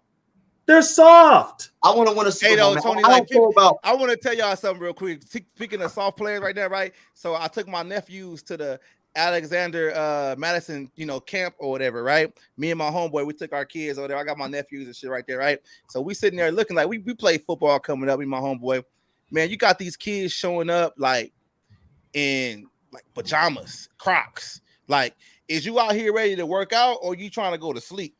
Like, which one are you trying to do? You feel me? And then it's just like, and then you got coaches that tell them like, hey, like, where your cleats at? Like, we about to get on this field right now and get some work. Like, why are you talking to me like that? Like, bro, you just showed up to a football camp and you ain't ready. Time has changed, man. D like, Woods, I'm telling you, that's it's where like, we at with these kids, man. They I ain't gonna get into it because I don't want to. Like, for real. It's different. It's different, man. Different. It's very well, and it's to the point now where they're safe zone. Everybody's in so scared. Yes, they're so scared of everybody getting concussions and all that other stuff. And the NFL is doing all this stuff because they don't want to get sued. It's the NFL feelings. You can't say nothing to them. Like if I was a football coach, you can't really say nothing to them because. But the NFL, when it comes like the NFL used to make big time. You guys probably remember this. Years ago, the NFL made a ton of money off of videotapes and DVDs, the hardest hits in the NFL, right? They made big time money off of that. Yeah. Oh, right. Now, you don't see that because guess what? You see a hard hit, they're going to get 15 yards. Yeah, we're going to get fined for it. They're going to get fined and probably kicked out of the game, depending on the hit, depending how the hit is. They did this with Harrison Smith in Oakland back in 2015. They had to review the hit to say that he didn't use his head to keep him in the game. That's it. That's how bad. And that's because the owners don't want to get sued because they're getting a lot of them are getting sued by former players that these owners are still making money off of. Yeah. And those players want their cut. This is random. Did what's his name get signed? What's his name? Clowney? Yeah. Baltimore. I feel like he's overrated too. Like everybody hype him up because of that big hit. He just talented. He's just talented, but he's also old. He's also older. And speaking of talented, like, how did y'all feel when Ryan Clark said that Pickens was more talented than JJ? Did that make y'all mad? It didn't bother me at all. Me neither, because I feel he might be more talented, but he ain't JJ. But it's also just one man's opinion. Exactly. Yeah. I mean, I got opinions. A whole lot of people don't agree with my opinions, but that's the way it is. That's life. And Ryan Clark said all type of crazy shit on TV. Yeah. First of all, I got a question. Why are you watching ESPN in the first place? I just saw the headline and everybody was running with it and everybody was in their feelings. And I was just like, it ain't even really a big deal to me. Like, because you got to like, just how Mike said, Jadeveon Clowney, right? He probably on his third and fourth team, but he ain't even a pass rusher like Danielle Hunter. Like you can have Not all even the close. talent in the world, but if you ain't actually trying to work at your craft and get better, you're gonna be in the same spot that you been in when you got drafted. Clowney, and he'll go from team to team. He's older now, so He just want to make money. he's in it for the trying money. to make as much And as he can right now. And he's not an every down player. Nah. So he's basically just he get 25, 30 plays. That's who he is. Yeah, you get 25, 30 plays out of him at the most if you're lucky. We have to find a guard, y'all. Like we got to figure this out. I'm gonna do some research on like Hey, when them cuts guards, come on man, Tuesday, like, it's gonna be somebody available. somebody has to be some Hopefully. type of tackle and playing. I don't know. There has to be somebody that's got to do something. Hey, yeah. Is that the one with the? I know who she is. Yeah, Is that the one I with know the who she is. Too. Adam's apple? Hey. Oh my God! I'm just saying. I'm just I'm trying to asking. figure it out, man. Oh. Hey, I like Courtney Cronin, man. She be having some good takes. That's who I like. Joy be talking that shit. Oh, Joy. Boy. Hey, Joy talking that shit, yo. I'm gonna get Joy on my channel. Man, this is how I feel about Joy. What's her name? Joy what? Joy Taylor. Joy Taylor. She gets me crunk. Oh, let me be quiet. My girl watching my shit. That's how you get yourself in trouble, Zoe. All business purposes. Joy Taylor from Undisputed. Yeah, Oh, business. man. It's all about business. Nothing else. Hey, Skull. She She ain't don't got it. look that good to me. Skull Mafia. She ain't got to know nothing. She ain't got him. Everybody, all the people at ES. ESPN know nothing, so she No, fits right in. What'd you say, You know, Joy? Shannon Sharp gonna be on First Take. All Who? she's got to know is how to say Yogi. Shannon Sharp. All you gotta do is say Oh, he go to First Take? He's going on First Take with Stephen A. Smith. But he ain't gonna be like every day. He only It's got like certain 2 days. days. 2 days. Like 2 days a Yeah. week. Them two gonna go at it one time. And he'll be off of there. And I think Skip Bayless is gonna be with who? What was the Lil Oh, Wayne. Skip got Lil Wayne or somebody. No, Lil we got Wayne. Keyshawn Johnson and somebody else. He got an actor or musician or somebody. Hey, you know what it is though? Hey, quiet as kept. I'm the special guest. We the reason why ESPN firing everybody. Yeah, let's Real go. talk. We the new Real talk. guys. I'm gonna keep it real though. If you look at what we doing from the production, from a podcast point of view, or even going on like YouTube Live or whatever, Yeah. look at the production Yogi got. This shit is dope. A gang of people doing this shit out there right now. Like, why ESPN gonna pay all these dudes to do the same thing we doing? And we doing it better. And ESPN was a lot better before Disney bought them. Exactly. They were a lot better. Disney owns ESPN. everything. Yeah, Disney owns everything. They own Marvel. That's why and- it's the ESPN Disney Hulu bundle. Oh, Yeah. Yeah. I Yeah. didn't even know that. They change the price for every year. Yeah. Yeah. Gosh, They're coming after my wallet, guys. Ah, man. oh, by the way, what's your opinion on Mekhi Blackman? That's another guy that I like personally. I like Mekhi. He should be starting. starting, right? Yeah. And he's not hurt no more, I don't think, right? Hope so. He could be Is there anybody who's actually healthy now? I mean, everybody's hurt on this damn team. I'm like, every time you turn around, somebody's hurt. Mekhi Blackman. Who knows Adam? Whose chat is Adam in? Is he on yours, Mike, or yours though? Adam. Mine. I don't know. Adam Palabicki. That probably yours, Yogi. You don't know. Hey, he ain't even saying nothing, Yogi. He just saying a couple of Yeah. dots. Dot. Hey, He he ain't a on mine spy. because Yeah, that's all I But see. look, yo, hey, D Woods, What up, Zoe? are we going live tomorrow for the fantasy draft? Yeah, I got too many screens going on. I'm gonna be. He don't want to be distracted. He don't want to be probably won't be distracted. You gotta live. concentrate. that's okay. We'll just talk shit about him. Hey, D Woods, He'll you just gonna have to lose, take man. it. It's my first time doing it. Hey, Mike, That's why you nice, ain't too. get in? I'm in it. You in? Yeah, it's my first time doing it. I'm gonna win, man. I I'm don't gonna win. hear that your first time. Yeah, shot. he's in the 16 team win. All Yeah. four of us are in the Okay, you already knew 16. the vibes, man. You already Hey, knew the that vibes. 16 me and team Tony was are in gonna the be 18. brutal. Coming Though. for the Like, dog, like your man. first Coming pick for got to the be dog. right. Hey, Yeah. yo, Like for real, man. I don't want pick number 1. hey, yo, Man. How long it's gonna take Yeah. for you to get you your got next you pick? got to send me that link again so I can get on tomorrow morning. Oh yeah, okay. Look like On the Zoe gonna auto draft. Here we go. Zoe gonna be auto draft at the top, like auto draft. Hey, D Will, you know what crazy? I'm gonna be all y'all in fantasy football, bro. Hey, you still ain't played me in Madden yet, though. I know he's playing me in Madden. I ain't get the new one yet. I've been I ain't get broke the new one yet. yet. You got the new one, Mike. You know we Nah. got crossplay on there, man. It don't matter what system you got. Oh. Hey, look though, I'm getting a new one Monday though. And then He said and the way then my Tuesday checking you gonna have and my a savings is set up. Hey, who you play with? I play with the Vikings. Only team I'll play with. That's same here. He plays with the Eagles, man. You hear about that? He plays with the Eagles, man. Hey, don't put that on that boy. You play with the Eagles. Yeah, you No. He play with the Eagles. Like what the damn. He might play with Detroit, but you play with the Eagles. Oh, he might play. Hey, Al, both leagues got filled up. Both leagues got the 16 team and the 18. When is the 18 draft? Tomorrow at 8:20 p.m. Central Time. Hey, he was. Where you from? From California, man. Oh, so you already know what. Okay. LA, all Cali the way boy. through, baby. You know he a round fan. No, you know what though? Real talk though, I get that a lot, Hey, man. I hate that. Real talk. Hey, I You know he hate about to that. say number or I cap. What you Hey, got? I hate that. Hey, but we didn't have a team when I was coming up though, man. Like the Rams just got here. The Chargers just got here. What year were you born, D Woods? 84. Y'all had the same. You guys just the Raiders just won the Super Bowl. But I wasn't. I was a little kid.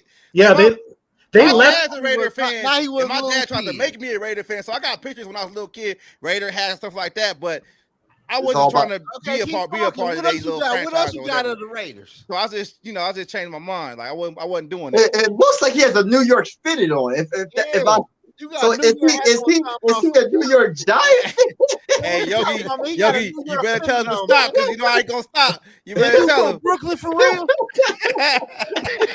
Hey, what time is it where you at right now?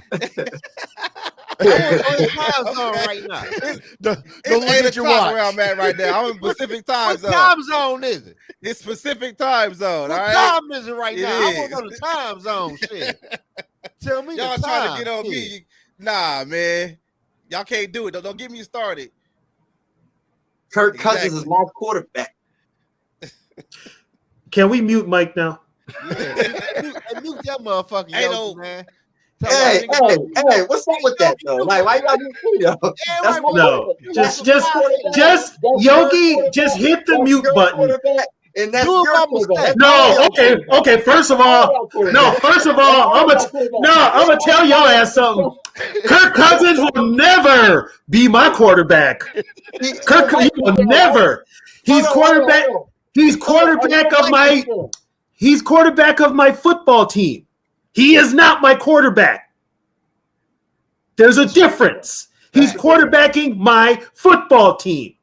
I don't make the personnel decisions. If I did make the personnel decisions, Kirk Cousins' ass would not be here. That's a good point. Because I would have kept Case Keenum. Hold on. I would have kept Case Keenum too. Hold on. Wait. This better, y'all. This better. There y'all go. Hold on. Wait. What the I know fuck? that's not what I think that is. I know that's not what I think that is. Man, this that official draft hat, baby. You don't know nothing about this. Oh, all right. Hey, so you said you would have kept Case Keenum for real? I would have kept Case Keenum. I would have kept him another year. The reason I would have kept Case Keenum was if you were going to keep a team together at that time, you would have kept that team together. He got us to the NFC Championship. What happened is you bring Kirk Cousins into the locker room, and he's already got that reputation in the NFL. It's not just with us fans. It's in the NFL that he is who he is. Right. And then to top it off, not only did they get rid of Kirk, not only bring in Kirk, you lose Teddy, beloved in that locker room. Oh, man. Brian Robinson, you waived him, and he took a pay cut. Yeah. You let Case Keenum go, who gets you to that game. NFC Championship game. And what it did was it flipped everything. And the worst thing about it, Correct me if I'm wrong. Did Zimmer want Kirk Cousins? No. Then Zimmer didn't want Kirk Cousins. That's what I'm saying. Like everything was just not. This is what you guys didn't understand about that whole Spielman Zimmer dynamic. Zimmer he could do no wrong with this team at that time. Right. Spielman was not getting the same spotlight. Respect.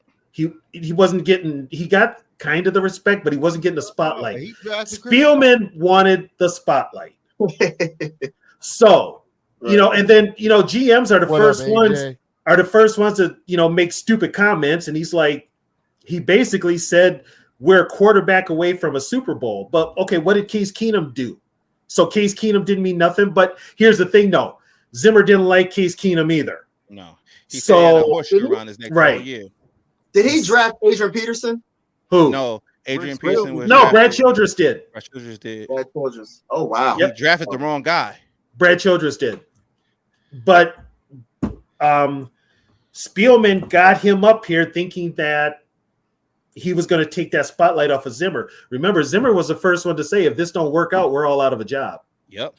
He said it in the offseason. What did Griffin say? What did Griffin say? Huh? What did Griffin say about Kirk Cousins?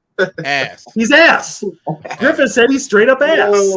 It's like, oh man, it's crazy, man. It's crazy. Just thinking about everything that happened is just like, there's been a lot of behind the scenes stuff that nobody has heard about, like the whole Zimmer and Norv Turner, Zimmer and Spielman, Zimmer and Cousins, that right now, which is one of the reasons that TCO, where the Vikings headquarters is, they're so strict on what gets out to the public. I mean, they're really cracking down. My guy is scared. He's scared out there.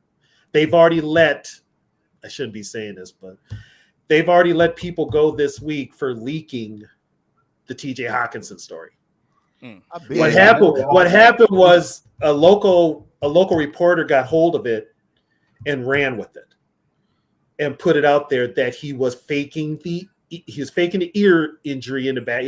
It was a hold in. That's what it was. Shit, we knew that after the first I knew that. Anybody that knows that. I mean, we got kids and stuff. My daughter be having ear injury and she be jumping around the place like it didn't fuck up her equilibrium. Like, come on now. We knew it was. So it got out, and the Vikings were trying to spin it that everything was just happy-go-lucky, business as usual, and it wasn't, and it's not. I been knew what it was. If you'd have to be somebody that doesn't pay attention to believe everything that they say. There's a lot of people that knew what it was a couple months ago, and a lot of people just take the Vikings at their word. But yeah, it's so. What's your gut feeling? So what's your gut feeling about TJ? So are we trading him? Like, are you calling it right now? We trading him, or do you think we're going to give him a historic contract? See, here's the thing: he can play. He's still got a year left in his contract. Yeah, but and you can franchise him too. You could franchise him, but he's still going to get guaranteed money if you franchise him. So here's the thing: if TJ is just play it out, play it out, and then see what the market's like in the offseason, he's going to get franchised. He could put up a stink and want to be traded. Are there any other tight ends available for contract extensions right now besides TJ? Are there any other tight ends that need new contracts? Because what could happen too, though, somebody else could get a contract and then they can have that to measure off of. I understand Ingram got a new deal, but I think it's only like a 1-year deal. It's not no long-term shit. It all depends. See, this is another problem too. The Vikings aren't addressing, and this is with JJ too. Who's going to be throwing them the ball? True. Kirk Cousins. Yeah, it might be. They might extend. You know what though? There is talk that he could get an extension. I hope. Hey, peep game though, right? Like, look, I told my wife this, and I told her it's like this is a weird comment. Y'all might not get this. I'm gonna stay real slow. What Kirk Cousins is doing right now, since that Netflix documentary, he's making himself really marketable. No, here's what the Netflix. This is what the 40 years old, man. This is what the Netflix thing did. And once again, pay attention to what is being said by the Vikings front office. Right now, Kirk's popularity is off the wall. Everybody up here, this is my quarterback. I love it. They all sound like Mike on speed. This is my quarterback. I love him so much. Oh my God, Kirk Cousins is God. But in reality, they've already put it out there. Mark Wilf did. Stop the cat. He's leaving it up. He is leaving it up. That's your quarterback. He's leaving it up to Kwesi, and he's leaving it up to KOC if Kirk stays. So guess what? If Kwesi moves on from Kirk, Wilf already has an out saying, "Well, it wasn't my call." That's kind of wild. He's got a scapegoat. So basically, if I'm like listening to what you're saying, Tony, it's like, so for one end, they handicapping Kwesi to not do certain things, but on another end, it's like, we're gonna give you got to figure out with Kirk Cousins. So either you handicapping him or you not.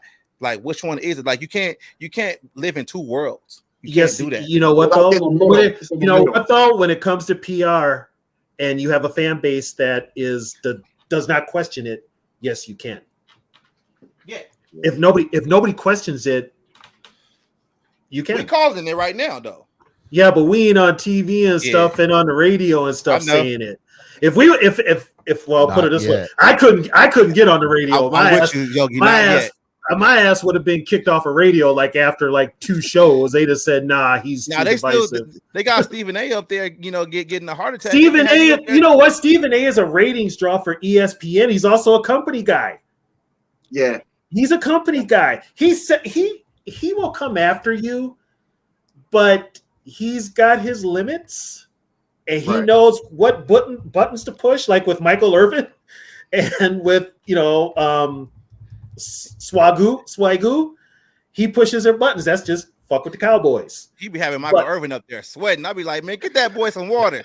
No, that's called I didn't do enough lines and I need to do another couple. I wasn't gonna say that, but I was just I'll say it. Should. That's what that's called. I want to bring up Oliver's cap numbers. So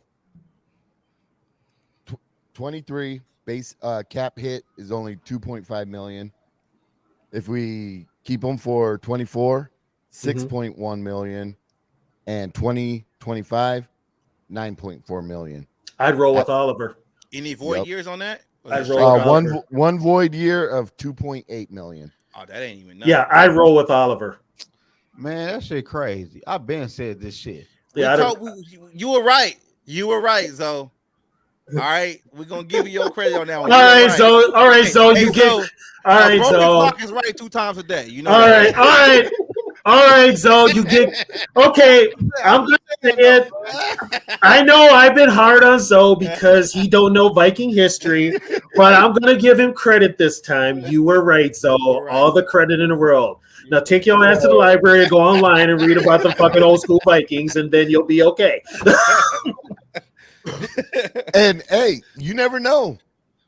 D Woods might be right about JJ too. I am. I am gonna be right. What did you say about JJ again? They gonna trade JJ. Say it again, bro. You know what though? They're gonna. I can see it happening because they got a one in Addison. Yeah, should they trying to replace? I said that how many months ago? I said that if we can see if Addison this season right now can consistently get separation and be a number 1 receiver, you might as well package your best asset to do what you. But also with Addison, he's got to stay. He's got to stay healthy too. He can't stay healthy either. He can't. He can't. But what I'm saying though, on the back end, D Woods is we gonna see Addison on the football field with TJ and JJ. We haven't seen Addison on the football field without JJ and TJ on the field for him not to get the double coverage. We'll definitely see it week 1. I'm saying that if you throw your best corner on Jai, his ass might be taking out the game. We haven't seen that yet with Jai. I believe in him. So that's why I would say we want to trade JJ for real. Let's see what we got in like 3-5 weeks, and we can go. Here's your wild card. Your wild card in the whole Viking offense is: are they going to use Oliver as a pass catching tight end or as a blocking tight end? Yeah. And if TJ haven't played or even practiced this whole preseason, he's not going to get that many snaps in the first game. He not. Hell, he might get out there and pull a hamstring exactly. first play. So Oliver is probably going to be the number one tight end TJ for that trying to game. get the fuck up out of here, man. TJ want that bag.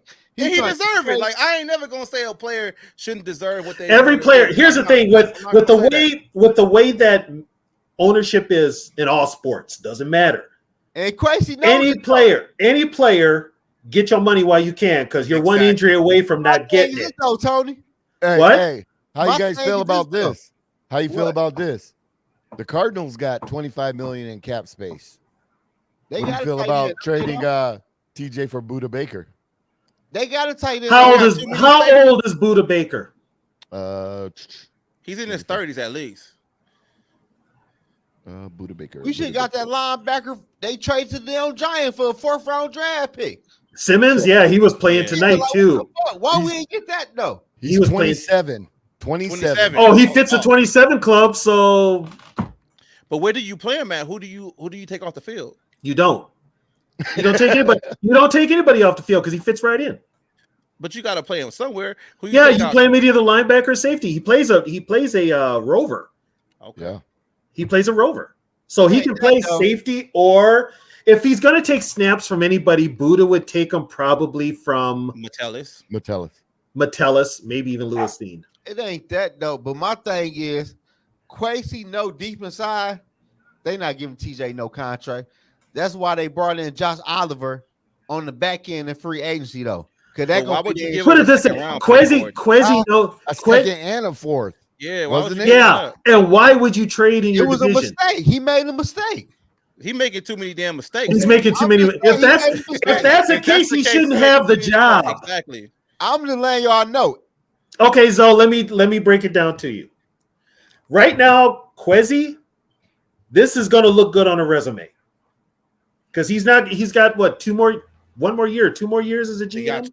They got 4-year deals. Him and KL. He got a 4-year deal. So once that contract is up, depending on what this team is doing, once again they gave themselves an out.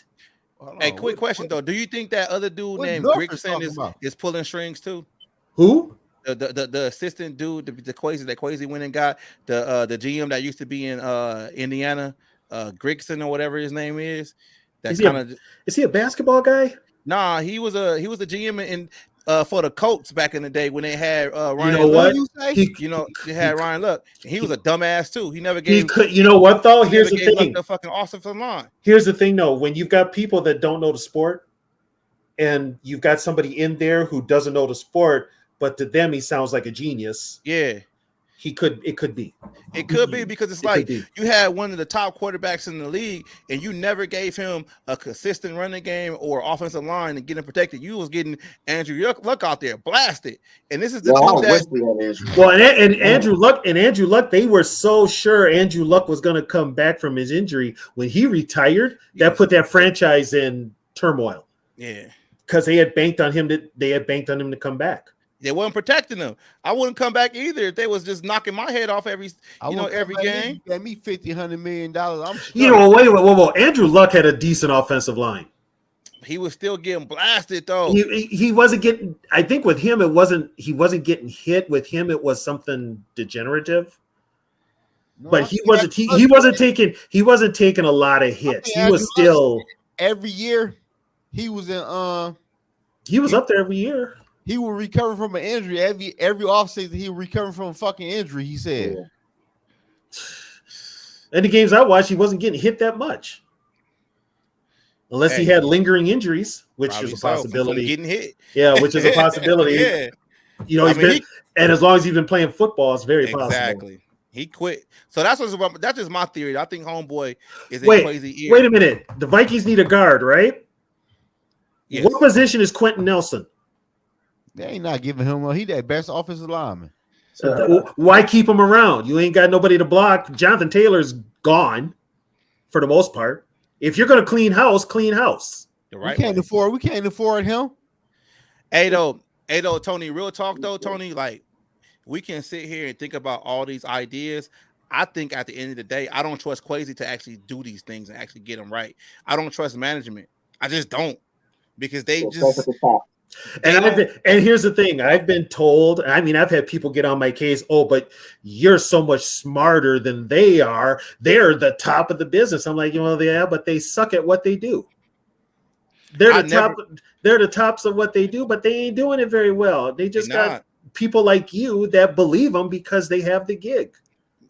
All I'm saying is like real talk though. You traded for TJ. That's cool. It was a nice deal. It gave the offense a bump, mid-season at the trade deadline. But you already knew when you traded him that he was going to be needing another contract. You knew it. And first of all, so why are you doing this now? And you already know JJ need another contract, and Darisaw going to need a contract too. So like since Darisaw is a beast, man. Darisaw can break the bank. If anybody can break the bank, it's Darisaw. He ain't re-signed nobody but Kirk Cousins.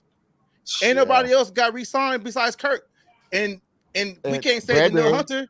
Yeah, and Bradbury. Come, exactly, Yogi.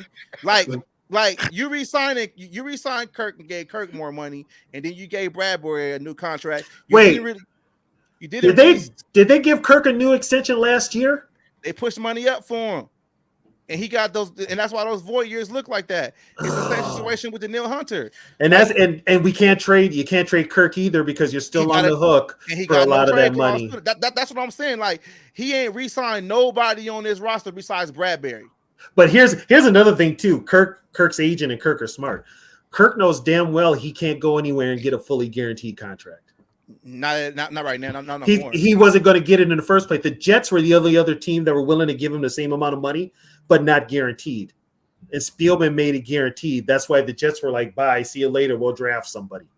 Yeah, and look at what they did. They had to trade for Rodgers, and then they traded for Rodgers. Still got Zach Wilson. But yeah, I mean, we should trade for him. We don't have the capital. I mean, to be honest, outside of JJ, Darisaw, Hawkinson, there's no trade value on this team. It's not. Because everybody else got red flags. You can't really trade O'Neal right now. O'Neal got an Achilles injury. O'Neal's coming off an injury. Nobody's going to dare touch him. Nobody's touching that. Hunter, you should have traded him when you had the chance. You shouldn't have traded him last year. Right, but he was coming off an injury then too. I've been said this shit, man. You don't have Harrison Smith is too old. You feel me, Mike? Hey, I hope Harrison Smith. I hope he becomes a Vikings coach. Tapped in with us. If Zimmer was there, he would. He gonna ride into the sunset. He ain't coming. Zimmer would still have the same defense there, unfortunately. And we'd be playing what we'd be playing is a 4-3. I like that better, man. This roster was not built with a 3-4 defense. It was not built. That's why when they hired Donatell, they hired Donatell before they hired KLC. That's ridiculous. And I'm like, okay, you brought Donatell in because he was supposedly a Vic Fangio disciple. He was just a guy in the room. He was a Vic Fangio disciple, bro. But what the thing with Donatell was he was a 4-3 guy years ago at Green Bay. Yeah, he was a 4-3 guy. So if you, as a head coach, if you're going to look at a roster, look at the personnel you have. Build around that personnel you have. Stop putting in this game plan of your ideas and then all of a sudden, well, I'm going to get these players that fit my game plan because 9 times out of 10, those players don't fit your game plan either. Right. Work with what you've got. That's what they messed up with last season. Every coach does it. Every NFL coach does it. Everyone. It's not. I'm out, y'all. I gotta go. All right, Mike. The Eagles on right now. I thought they played already. Highlights, bro. You about to catch some highlights? See what Jalen Carter is doing. Let me know. Hey, I told him don't start, Yogi. I told him don't start. Let me know what Jalen Carter did, Mike. He's about to go run up some stairs. Yeah, no, he about to check Jalen Carter's stats. Let me know what Jalen Carter did, bro. I'm gonna get you back. I'm gonna get you back. All right, y'all. All right, Mike. Later. Oh man. But yeah, it's guys, just brace yourselves. This could be a long year for us. All right, I'm already hit, man. The offense line ain't shit. Well, see, here's the thing, Zoe. You got Michigan to fall back on. We ain't got nothing here to fall back on but the damn Gophers. LSU, baby. The Gophers ain't shit. They ain't never been shit.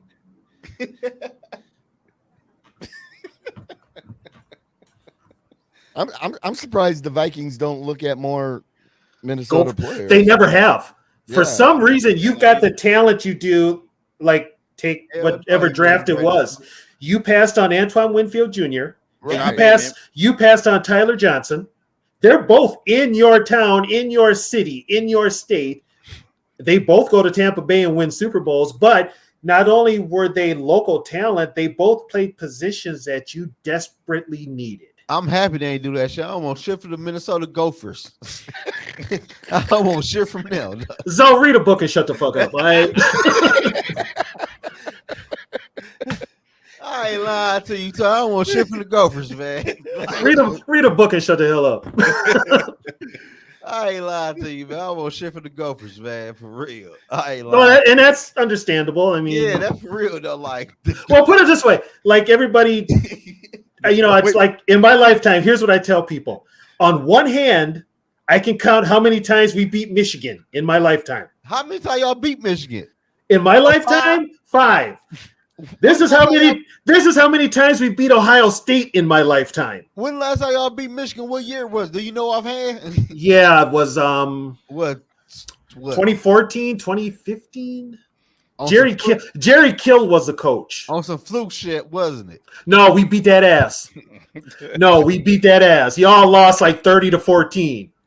Matter of fact, they beat your quarterback so bad he had to leave the game. It was before Harbaugh, the coach you had before Harbaugh. We had that bump match. That coach was horrible. I forgot what was dog name. I forget his name, but yeah, it still count. It does. It still counts. Who's your college team, D Woods? Man, y'all gonna laugh at me. I ain't even gonna tell y'all. No, yes, you are. Yeah, you know what? If I said the Gophers, you can say whoever the hell it is for you. It's the Hurricanes, man. For him? Shit. Miami? Hurricane? Always follow the Hurricanes out here. It's about that you. It's the U, man. I like them bad boys, man. You know, Michael Irvin, them back in the day, you know, Ray Lewis, all them. We beat Clem Portis, 41. you know, it's like the U right now, it ain't what it used to be, but back in the day, like they was a team to watch. No, there ain't enough cocaine. It ain't. Ain't enough cocaine up in that mug. What Gary's talking about and what Sarah talking about? I'm trying to read the chat because Sarah coming at me because Michigan beat the Gophers ass. She say, but we beat the Lion 80-41-2. I'm not talking about she on your head. I'm a Vikings fan, though. I'm talking about Michigan, the Wolverines, and the Gophers. Hey, she know you just bought that jersey. I can see the tag hanging out on it right there, man. Get that tag off your jersey, man. Wait a minute, isn't that a subliminal Michigan M on your wall right there, man. See, there's a subliminal Wolverine on your wall, dude. It's subliminal. That means you can't see it, but it's there. No, for real though. But I'm saying since I've been watching college football in Michigan, Minnesota Gophers ain't been shit. Here's the deal. For years, the Big Ten was called the Big 2 Little 8. That was the Big 2, Michigan and Ohio State. Everybody else was little. Yeah. Here's the thing now with my Gophers. We can't beat Michigan. We can't beat Ohio State. We can't beat Iowa. Only on occasion we beat Penn State. Hell, whatchamacallit is beating our asses now. I think it's Maryland or Indiana. Maryland? Yeah, we've lost. Yeah. Damn. Yeah. Oh, and it gets worse. Just wait till USC and UCLA get in the division. Yeah. We're gonna beat UC. We're gonna beat their ass when they come here in that weather. So we're gonna beat their ass. Happen like with these, you know, we got the NIL deals coming in now, you know, more and more. We got the transfer portal more and more. Like what do y'all think like the history of college football is gonna be? It ain't gonna be like it used to be. It's gonna be college football as we knew it is dead. It's dead, right? You're gonna have super conferences. Grab my Michigan jersey, baby. Shit. And you're gonna have and bring me my Lions hat.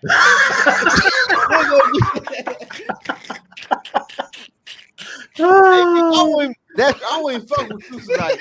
I'm not gonna D Wood ass. That's crazy though. What? I ain't getting on And a guard. fifth No of yak. What the fuck, my D? Man, I ain't. It's all love, so you know I gotta get you, bro. Yeah, but with the NILs, that's already changed the game. Yeah, you got players going into transfer portal now after 1 year. Addison. Exactly. I mean, put it this way. I'll use my Gophers as an example. what up to you? We've got guys that are going into transfer portal left and right. It seems like every year we've got more and more guys going into transfer portal. Who your other college team you like besides the Gophers? The Gophers ain't shit. Who else you like? Honestly, it gotta be another team. Honestly, yes. I don't want to say it because I don't. Michigan? You gotta say it. Keep it real. We keeping it real tonight. We keep it real on this channel. It's Michigan. Okay.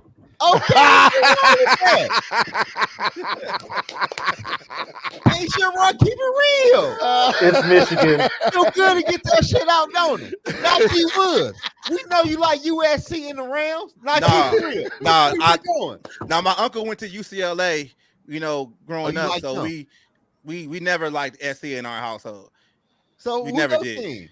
USC is usually University of Spoiled Kids. That's what my uncle used to that's a SoCal school. Yeah, it's in the hood too. It's in the hood, yeah. It's in the hood. It's in the hood. It's in the hood. I used to stay like right down the street from it, like not too far back in the day, but it's in the hood. That's why people be like, "Oh my God, I love the campus." I'm like, "What campus?" The hood in LA, It's huh? in the hood. It's in the hood. It's in the hood. Yeah, in the hood. The Christian Bloods there, huh? Yes. Yeah. Yes. It's right in their hood. For real, for real. I was this close to being I see you got your hat cocked to the left and shit. What are you, a Christian Blood? Honestly, I liked USC when they had Hoover gang, nigga. That's where SC is at. It's right there. It's Hoovers. Right there. Yes. By all that, like it ain't UCLA campus. UCLA campus is all nice. You know, they pick up the trash behind you and everything. You know, it's all good. But you go to SC, yeah. SC, you know. They be crip walking to class. Wait. I gotta talk about this though. What? I mentioned watching this video. Yogi, you posted a video on your page say your top 3 quarterbacks coming out. But you ain't had Caleb Williams as your top 3 quarterback. No, those are my top 3 realistic picks. Oh, okay. The Vikings. Yeah, it's not my top. Who I think the top 3 quarterbacks are. It's my top 3 realistic picks of the Vikings grabbing without having to trade a bunch of capital. For the Vikings though to even get one of them top quarterbacks, they'd have to tank. No, but Hurt gotta get hurt. That's what we gotta look forward to. Hey, but look though, Tony and D Woods and Yogi, the rest of y'all. But look though, like we're the only ones here. What he say? Hey, what he say?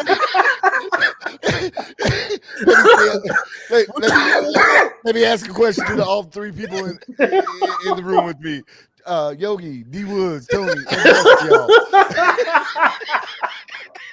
Hey, but look though, but for real though, like Tony saying that, like a lot of people say that, and they be writing me on my page and shit, talk about how can the Vikings draft a number 1 quarterback?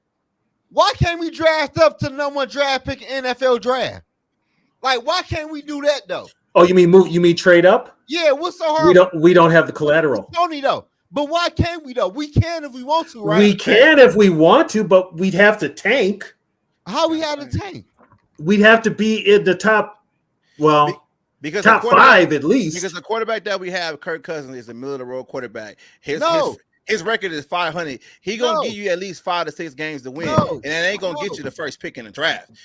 Zoe is talking about just giving up. What I'm saying. You're talking about in the draft trading up no matter where we are. Yeah, like give up 3 first. Like I'm saying this though. But I'm saying we could be at pick 21. Okay. Why can't we move it to pick like number 8 or number 6 in NFL? Because you'd have to mortgage your future to do it. Yeah, You got to do what San Francisco did, and they traded 3 first-round draft picks and got a 4th back. In order for Minnesota to even, if they're like it you said, 21, to move up into that top 5 pick, maybe even a number 1 pick, they'd have to mortgage their future probably 3 ones and a couple of 2s. Why not? We drafted because with a lot of teams. Zoe-N in the first round, and I don't care what D Wood say or nobody else. Zoe-N is a bust in the first round draft pick. Like, what difference do it make? Because when it comes to draft choices, which they shouldn't think of this, but a lot of teams we've been told that the best way to build your team is through the draft. And if you don't have the collateral to do it, then you're screwed. Right. I feel you though. But my thing is though, Tony, we only giving up 3 first-round picks. We still got a 2nd and 3rd in the rest of the drafts. But here's the thing though, unless depending on who you trade with, depending on how you do those 3 years that you give up those first-round draft choices, say you are still bottom, you're like winning maybe 5-6 games a year. Whoever got those draft picks is back in the top 5 getting a player that you desperately need. So let me ask you this though, Tony. Let me ask you this. And the rest, let me do this. And the rest of y'all on the channel. I ain't gonna say no name. And everybody else on the channel. Because y'all picking shit and doing all type of shit though. But look though. So what if we trade 3 first-round pick and TJ Hockenson to the Arizona Cardinals for the 1st or they 3rd or 4th pick, whatever they got for the Houston Texans in the 1st round for a quarterback? Can we do that? We could. But here's the thing. But it depends on who the quarterback is. I'm saying though, but people acting like on my they comment on my channel like we can't do the shit. We can do any trade we want. But the realistic thing is, and this is the realistic, if you don't have the collateral, and many of them won't bank their future on it, because right then, like your trade, you're giving up 3 ones. And TJ Hockenson. And you got to understand where them 3 runs is going to be at too. Yeah. If you got 3 ones that you're consistently always drafting in the 20s or lower, your 3 ones are really equivalent. Your 3 ones are really nothing. Second round picks. Hey, look though, D Woods, I'm happy you said that. Do y'all know what pick Patrick Mahomes was in the NFL draft when they drafted him? Yeah, he was like 16 or 14, something like that. They traded up to get him. He was higher than that. They traded up to get him though. They traded up with the Bears. Yeah, they traded up to get him. Yeah, and the Bears took Trubisky, I think. Is that the draft that they took Trubisky? I think so. But they ain't trade with them though. They moved up to like pick number 10 or some shit. And they was in the low 20s though when they drafted him. But at that time though, like you got to understand, like Pat Mahomes coming into the league, he wasn't really like supposed to be like Pat Mahomes. No. But you gotta understand though, like the dynamic. You got Andy Reid who knows how to develop quarterbacks and knows how to identify quarterbacks. Look at how many guys offensive coordinators Andy Reid done had. And also Andy Reid was lucky enough that Patrick Mahomes sat behind, who was it? Alex Smith? He sat behind Alex Smith. And when Mahomes took over, the Kansas City offense didn't miss a beat. No, but that's how it has to be. Yeah. It's just similar like back in the day with Cincinnati. Cincinnati had John Kitna down there, but they drafted Carson Palmer with the, I think, 1st pick or whatever, set him for a year, and then that offense exploded. But, like, they was able to do that because they were so trash. You got to understand, like with the Vikings though, like when we're talking about like moving up the capital, the Viking capital might not be the same capital that maybe like the Arizona Cardinals have, because they were picking at the top. Our capital is a little bit different because we like 15, 20 below or whatever. It doesn't really mean anything. So you would have to give more capital to move up to that. You know what? And the perfect example of when you make a trade like that and it backfires on you. Hey Dante, the Herschel Walker trade. Pick in that year. But Kansas City move up. I want to say 13 picks to get Patrick Mahomes. But they had the collateral too. And they had the coach. And they had the coach. They had the coach. They had the coach. Like think about it though, like real talk. You ain't got no faith in Arsenal. What you saying? I don't. No. I don't, because it's just like we just had the conversation maybe 20 minutes ago. Like the Vikings are putting out this narrative that KLC is this quarterback guru, whisperer, or whatever you want to call it. Yeah, the Rams won a Super Bowl, but they won a Super Bowl with Matthew Stafford. He was drafted #1 overall for Georgia. That was actually the first time he had a team around him that could actually get shit done, a defense or whatever. So did KLC actually whisper him into a Super Bowl? Hell no, he didn't. Here's another thing with KLC too. Here's a question for everybody. Hold on. So Gary asked, we'll each answer. What you guys willing to give up to move up for the quarterback of the future? That's what I want to know. Y'all already know my answer. What? JJ and a couple of picks. Give me back two firsts and 2 seconds. I'll trade JJ in a heartbeat. Okay, that's our biggest asset. Okay, but the only trade you got to get that quarterback is JJ. It's JJ. That's it. Put it this way: you're not going to give up Darasol if you're bringing in a QB of the future, because you're going to have somebody block for that kid. Exactly. JJ plays, and as good as he plays a position that is oversaturated with talent in football, and that's wide receiver. And you just drafted JJ for the placement in Addison right now. Hey, can I ask y'all a question? You can get a JJ any other time. Hey, can I ask y'all a question? Do y'all think JJ and CeeDee Lamb is on the same level? No. So why would you trade up a first round pick like JJ, and you just can trade 3 first round picks to move up in the NFL draft? But here's the thing, though. JJ will help he'll help your quarterback. But with a team like the Vikings, in order to do that pick, some teams are going to want something in return right now.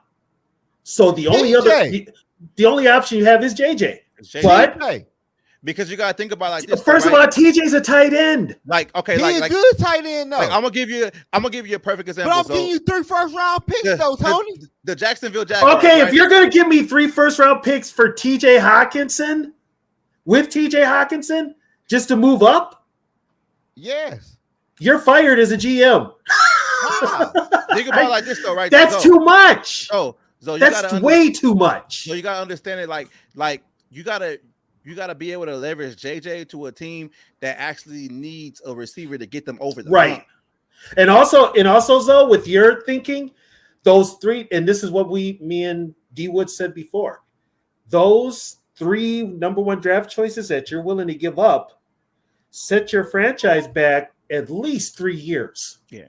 I disagree with that. Can I ask you a question, Tony? Okay, you know what? This is where history comes into part. This is where history comes in for you, okay? Look up the Herschel Walker trade. Worst trade in history in the NFL. Can I ask you a question, though? What? If the Minnesota Vikings actually knew how to draft, what difference do it make? If they knew how to draft, they wouldn't be... If they knew how to draft, you wouldn't have the 2 drafts you've had the last 2 years. Hey, look, though, Tony, my thing is this, though. Let's say Minnesota Vikings at pick number 21 or 22. Okay. And the quarterback far in the draft, and we want to move up to pick number 12. You might give a 2 first round picks for the quarterback you know is the future and who you want. But who's identifying but who's identifying it, and 2, are you sure? Because there's been a lot of quarterbacks in the future that ain't been crap, Johnny Manziel, but there's been a lot. But Johnny Manziel, let me ask you the question though, Tony, and the rest of y'all on the channel.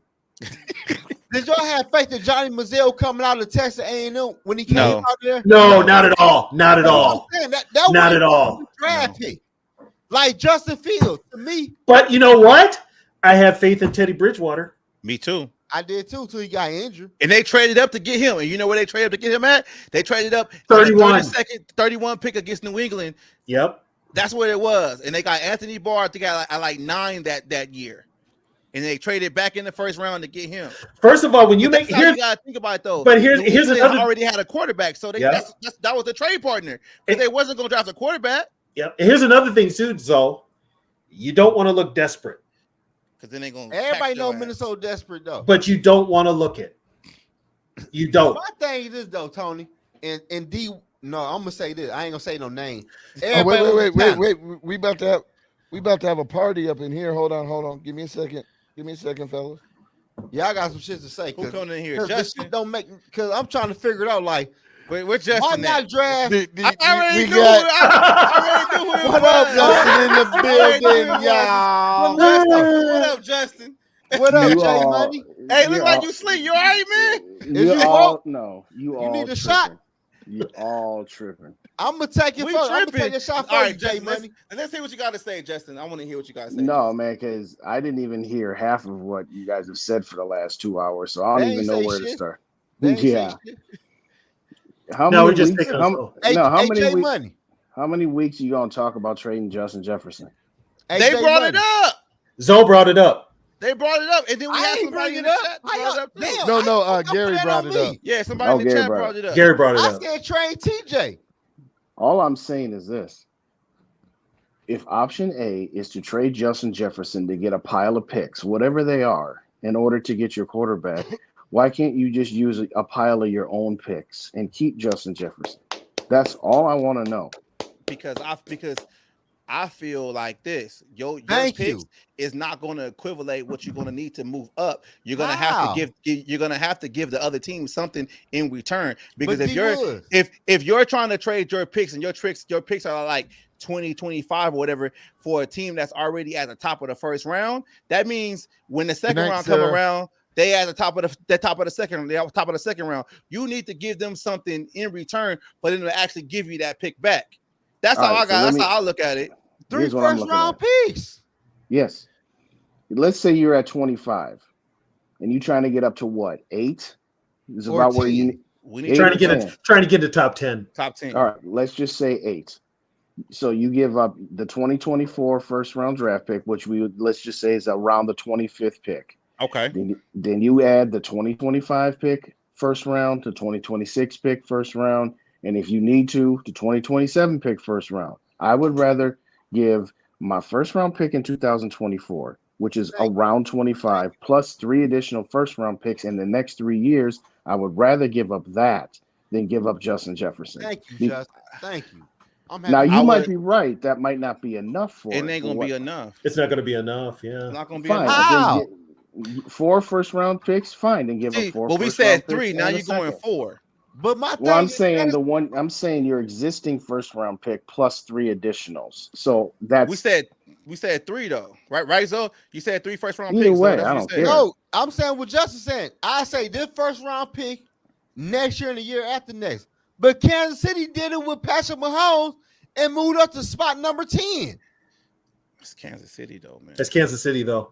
But I'm That's saying Andy- y'all that's moving the Andy goalposts Reid. now. What difference No. do it make? It makes a difference because it's How? like They both had picks in the 20s. I don't believe that this franchise, front office or coaching staff can actually identify a quarterback. See, but I don't believe that. So Okay. even if they trade up to get him, we don't know what we getting at but that that point doesn't either. that doesn't but change the but argument. that's your personal decision, your personal opinion. That's true. It is. But But my my thing point, is, but D Woods, here's what I'm saying, D Woods. If you don't believe in the coaching staff in the front office, then it doesn't matter if you traded your own picks or if you traded JJ to get other people's picks and use those to make the trade. If you can't evaluate, That's you true. can't evaluate. That's true. Thank you, So do you? So Justin, you honestly think what is our biggest asset on this team? Well, of course, it's TJ Justin and JJ. Jefferson. It's Justin Jefferson. The only that's asset. That's the only asset. and So what TJ I'm the only saying asset. is, don't so do my TJ whole- like that. I'm going to do TJ like that. Don't do TJ like that. Oh, My yeah. whole thing with the whole JJ situation. Yeah. I told you before, Justin. I love him. He's a great guy or whatever. But at this point, with contracts being, voided, kicked down the line or whatever, he can actually help reset this franchise going down, for a couple of years if you trade him before he But gets there's another paid. way to do It's that. not going to work that way. Why You won't don't- it? This team has kicked a lot of money down the road. That's what I'm over the saying. years. Like, You want to we're not know how thinking- you do it without trading JJ? How? You don't re-sign Kirk Cousins next year, and you accept the fact that 2024 will be a 5-win season. Because now you don't need to trade JJ to get into the top 10, But and are you the don't Wiz need to gonna trade. accept that? Well, again, we're talking about what it would take. We're not talking about in what, reality, we're talking about what it would take. In reality, right now- are the Wiz going to Yeah, accept that? we're not talking about just fan base that really don't know what the hell they're about this. That's just what I'm saying. A lot. You know what though? More of the fan base is coming around, Tony, to our way of thinking, which is being in the middle. We've been in the middle long enough. We've been in the middle for how many years? About 4 decades. Thank you. I'm 44 years old. We've been to the NFC Championship game 5 times. So basically, in my lifetime, we go once every 8 to 10 years. And so every 10 years, and I've done this bit before, every 10 years, you have 1 or 2 bad seasons, you have 1 or 2 great seasons, and you have 8 seasons somewhere between 7 and 10 wins where you're stuck in the middle. Right in the middle. See, the problem with this franchise is that they're happy with it. It sells tickets. Here, I've said this one too. There's 3 kinds of teams: 6 wins or fewer, 11 wins or more, and 7 to 10. This is the Wilfs just finished owning this team. Last year was their 18th season. 4 seasons, 6 wins or below. 4 seasons, 11 wins or more. 10 seasons at 7 to 10 wins, and that's where they want to be. You said it, I've said it, we've all said it. Okay. So we can talk about trading JJ, but what's SK and Rap and Yogi were on earlier, and I know Yogi just muted us for a second. Hopefully you still hear it. SK going on and on. I'm still here. My dog is barking because he's a Bengals fan. But you remember what SK was saying about how we got to extend Kirk because there's no better options than Kirk. Stop with the notion. Stop with that notion. Yeah. Stop with this notion that. But he's the best. What we got right now is his point, and he's fallen into the trap of what the Wilfs want. Yep. The Wilfs don't want to move off Kirk unless they can find something greater than or equal to Kirk. And that's regardless of what we think of Kirk, okay? Their mindset is, okay, option A is to keep Kirk. If we get rid of Kirk, is what we bring in to replace him as good? If the answer is no, then they're not going to move off of him. It's as simple as that. Kirk, they don't want to move off of him until they can find something as good or better. Kirk keeps butts in the seats. Yes. And that's the problem right now. We have to accept that with all of this conversation that you've had, and everybody's made good points, and then it's not that one point is right or that one point is wrong, but it's materially missing the overall point, which is what the Wilfs are trying to do is they're trying to get better without paying the price of a season where they're bad. That's what they're trying to do. And guess what? They've shown that that's damn near impossible. First off, the Vikings organization has shown you that that's pretty near impossible, which is why they are the winningest franchise in men's sports without a championship, because they never want to be bad. And nobody's saying we want them to be bad. We don't want to be what Detroit was or what Cleveland was or what Jacksonville. Well, I'm not saying we want that, but as a franchise and as a fan base that is starving for a Super Bowl, we already hungry. I don't mind starving for 1 or 2 years at being bad so that we can clear the salary cap decks, so that we can get rid of older, aging veterans, and so that we can be in a position to get a young quarterback so with all that being said, though, Justin, if you traded Justin Jefferson and that equaled you a Super Bowl, would you be okay with that? Of course I'd be okay with it. End of discussion then. It's not end of discussion. It's not in the discussion at all. Trading Justin Jefferson doesn't guarantee you a Super Bowl. It doesn't. It doesn't guarantee you a Super Bowl. But what I'm saying is, though, same thing. Keeping him doesn't guarantee one either. Exactly. So keeping him keeps you in purgatory too. Not necessarily. Well, no, but the problem with you go ahead, Tony. I'm sorry. I was just gonna say the problem with keeping Justin Jefferson is the diva phase could kick in. It already has. That's not yet. It could though. Hey, but it could kick in. Who's that? Who is that? You're muted. You're muted. You're muted. Oh, that's the Bengal fan that's making my dog bark. Right. Oh, she came in, wearing that orange, and my dogs are like, "Oh hell no, not in this house." So what I'm saying, though, Justin, is like we understand that Justin Jefferson is all world. He is the best receiver in the league, right? So with having the best receiver in the league, you're gonna win games with him, right? But that's number 2 in the ranking, though. I hear what you're saying. I was just gonna say that. Okay. I'm following you. But the first in the position is having Kirk Cousins. That's true. But what I'm also saying is because I look at it like this. I'm looking at the contract situation also. Justin Jefferson is probably going to be paid as the biggest non-quarterback contract in the history of the NFL at that moment, because Jamar Chase is probably going to break that the next year. You know what? And I will just say barring injury. Barring injury, right? Yeah. So what I'm saying is, though, it would be more, you know, and better for the franchise if you traded Justin Jefferson before you have to re-sign that new contract, get him off the books to another team on this rookie deal, get you some draft picks back, move up in the draft to where you want. We don't know who they're going to evaluate or whatever, but now you don't have that contract on the books, and now you really can reset this franchise the right way without kicking, you know, money down the road. That's what I'm looking at. I feel like Justin Jefferson, in that point, if you trade Justin Jefferson, he gets us out of this rut. But what financially I'm saying, and with the draft picks. All I'm saying is, to me, I don't do that until I've done that with Kirk first. Because, for example, let's say you trade Justin Jefferson. Let's do the D Woods plan, but you keep Kirk Cousins. I'm not saying. I'm just saying, for me, what I'm saying is, I got to get rid of Cousins first. I'm not really thinking about Cousins right now, because I feel like with Kirk Cousins, you already are at the end of the road with Kirk Cousins, because he doesn't have a contract. We don't know that. We don't know that. We don't know that. But what I'm saying is, though, right? If you trade Justin Jefferson and you already know you don't have to pay him that top money or whatever, then you can just go ahead and move on to Kirk, because you got the draft picks to actually go up and identify somebody. But what I'm saying is, if you convince the Wilfs to move off of Justin Jefferson, if you could, in this hypothetical scenario, that whatever gains you may realize are completely lost. You've got to, if you're going to make that move, you have to make it on both of them. You can't make it on just Justin Jefferson. But AD Wood, can I ask you a question? Go ahead. Every team we seen do good in the NFL, they try to go out and get a number one wide receiver. Buffalo did it, Miami did it, and the Eagles did it, and a lot of other teams did it. So why would we trade a true number one wide receiver for draft picks if we could trade our own draft picks, if we can draft a fucking quarterback who can really be a quarterback of the future for the Minnesota Vikings? Because Justin Jefferson on this then team we're gonna right be chasing a receiver again. Because Justin Jefferson is your biggest asset on this team as of right now. I'm saying, but why trade him though?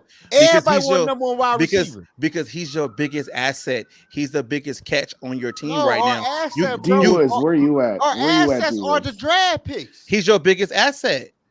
D Woods, where you stay? You in Minnesota? No, I'm in LA. Cali. Oh, okay. I'm in Cali. Here's where I was going. Antonio backed me on this. Justin, you know what? fan. You know what you sound like right now? You sound like a Timberwolves fan when it was at the end with Kevin Garnett. Well, Kevin Garnett's our biggest asset. We got to trade him. And it's been 20 years. No, you said at the end of Kevin Garnett. Justin Jefferson is not at the end of his career. He's still haven't hit his prime yet. But it's the same. It's the same thing. Difference. It's the same thing. It's a little different. I can see Kevin Garnett still had no. Why would you trade Justin Jefferson, who is a true number one wide receiver, who would help your young quarterback? And every team in the NFL want a true number one receiver to help their quarterback to get over the hump. Every team did it. If the Eagles ain't drafted for AJ Brown, do y'all think the Eagles would be who they was right now? No. All right. Maybe not. Maybe not. They still had the defense. Go ahead, Yogi. But the Eagles traded for a true number one wide receiver. I won't give you a scenario that will fit D Wood's scenario. You trade Justin Jefferson for three first rounds. That's going to give us 3 first rounds or 2 first rounds next year. What did Tyreek go for? That's different because Tyreek was a little bit older and he was on a contract year. Tyreek was so they had to pay him as soon as he got to Miami. But go ahead, Yogi. What did he go for though? A lot. See, my personal opinion, I don't even think we need to move up because I don't think Arizona's going to give up that pick for Arizona going to keep Kyler Murray, man. But go ahead with your analogy though, Yogi. What you saying? Yeah. So we'd have that first for a quarterback, another first for a guard like Cooper Beebe. Second round, we go get someone like Malik Neighbors, LSU wide receiver, one of the top wide receivers in the country. You have Jordan Addison, and Josh Oliver, and there you go. And you know what other thing about that too, Yogi? They all on rookie contracts. Exactly. And So actually, you got a that, 5-year window. That makes you got a sense. 5-year window. That's what I'm talking But look, about right there. Then Hey, Yogi. free agency. Then free agency is when you spend some of those that money you're saving to go get some dogs on defense and some another good interior offensive line. There you go. You ready to go Hey, for the next Yogi. 5 years? Thank you, Yogi. I But appreciate it. Why the Well, here's receiver? Why the receiver got to be from LSU though? Because really- he's one of the because it's LSU, baby. You know what I'm saying? Why he got to be from LSU out of everywhere though? days. But here's another one. You talked about, this woman that just came in that was a Bengals fan. Okay. This is what I went with 2 years ago when we were trying to decide to keep Mike Zimmer or not. Look at Cincinnati, and they had Marvin Lewis, and they were going to the playoffs every year. Every year they went in 10, 11 games, and every year they couldn't get past the wild card round. I think they might have won one, but it doesn't really matter. I don't think they won any. No, I don't think they did. No. And then look at the Buffalo Bills with Rex Ryan and Tyrod Taylor. So you had Cincinnati, who had the Red Rocket, Andy Dalton, who is at that time now. We're talking about 2015, 14 through 17. AJ Green, those guys. Yeah, Yeah. AJ Green. Andy Dalton and AJ Green were Kirk Cousins and Justin Jefferson. Now I'm not saying AJ Green better than Justin. I'm just saying at the time. That okay? scenario, they were that type of scenario. The hero equivalent. They were The that equivalent. equivalent. That scenario. And what did we say as fans of every other team except Cincinnati? Why are they holding on to Marvin Lewis and why are they holding on to Andy Dalton? Andy Dalton's a good, not great quarterback. You could do a lot worse than Andy Dalton, but you've shown over and over again you can only get so far. And Yep. what did Cincinnati do? They finally fired Lewis and they finally moved on from Dalton. And they were terrible for a couple years. And then they hired a new coach and they were in position to get their franchise quarterback. Now, to a certain extent, Joe Burrow getting injured his rookie year was a stroke of luck. Stroke of because luck, now, yeah. Because now got they got chased. another top 5 pick and got chased. They got My- chased. So my point is Cincinnati was willing to say we are going to be bad for a year or two. I understand So they that. didn't have to trade away a bunch of, do the trade that you're talking about. Yeah. So to me, if you're giving me door number 1 is trading JJ and doing it the way you described it, or door number 2 is being bad for a couple of years, because guess what? If you had JJ and let's just say Jaron Hall as your 2024, you're going to win 5-6 games. Yeah. 5 or 6 games. Now you in a position where you've let all those bad contracts go away, and then in 2025 you got a top 10 pick, and if Jaron Hall is not the answer, you get a quarterback in the top 10, and now you can start signing players because now you've paid off all your salary cap debts. All I'm saying is, to me, in 2025 in that scenario, yes, I have JJ on his market value taking up a chunk of money, but I've got oodles and oodles of money freed up because the salary cap debts are paid. I'm gonna rebuff That's all that. I'm saying. Hey Tony, All right, I'm gonna need your help with this one because this might be some history lessons, right? So when the Dallas Cowboys, no, because he know more shit than me, so I'm gonna go to the guy who know his shit. So No, it's more I'm laughing at Tony telling Zoe to read the history books. so Tony, when the Dallas Cowboys traded Herschel Walker, those draft picks that they got from the Minnesota Vikings, did that not help them create their dynasty in the 90s? Oh, hell yeah. Yes. Exactly. Yeah. That's what you do with Justin Jefferson. Look who But they coach was. here's your flaw, though. Here's the flaw in your logic. But that's what I'm saying though. The Dallas Cowboys did it, and they won 3 Super Bowls. But you'll never get anybody to make any kind of a deal like that ever again. But what I'm saying That's is, one point. That's one point. all I'm asking for Justin Jefferson is 2 firsts and 2 seconds. That's all I want. But here's what you're not seeing, though, D Woods. Dallas, when they made that trade with Herschel Walker to the Vikings, We're already they terrible. were already terrible. Yeah. The Dallas Cowboys got Emmitt Smith and Troy Aikman with top 3 picks that were their own picks. The Vikings picks were picks that they had in addition to that. That's what I'm trying to say. So that's the only thing I'm going to point out to you is when they traded Herschel Walker to get all the Vikings picks were in the 20s. Yeah. When they made that when the Cowboys were what 2-14. 2-14. In 1988. That's when Jerry Jones came in, fired Tom Landry, brought in Jimmy Johnson. The team was already bad. The team was terrible. And they were terrible for a couple more years before they finally put it together. Yeah, they were terrible for a couple of years. So they had 3 years where they're drafting number 1 or 2 overall to get Troy Aikman, and then after that, drafting Emmitt Smith the next year because they were terrible still. Plus, not to mention, I think with the Viking draft picks, I think they might have got, was it Russell Maryland? Russell Maryland was one. Rod Woodson was one. All guys who contributed to that Super Bowl run. Yeah. But my point is that the Cowboys didn't build their Super Bowl dynasty exclusively on the Vikings. But it helped. The Cowboys did get a ton of drafts. They got not drafts, but they got a ton of free agents. But all I'm saying, though, Justin, because they didn't have any contracts eating up all their salary cap. At the end of the day, though, Justin, so you really feel like the only way this team could actually get better is not to trade the best asset, whoever you think it is actually just to be a bad team and have your own draft picks. What I'm saying is, in fact, somebody wrote a book about it. I forget which one of them guys. I don't know if it was Eric Eager or whatever else that did the study on. Okay, you remember I said there's 3 levels of teams. There's the horrible, and then there's the middle, and there's the great. When you've been stuck in the middle for so long, it's more difficult to get to the great from the middle than it is to do it from the bottom because you're drafting higher. So that's why I have said maybe take a step back in order to take 2 steps forward. You've all heard me give this analogy. Yeah, we heard it. But do you think the Wolves going to actually do that?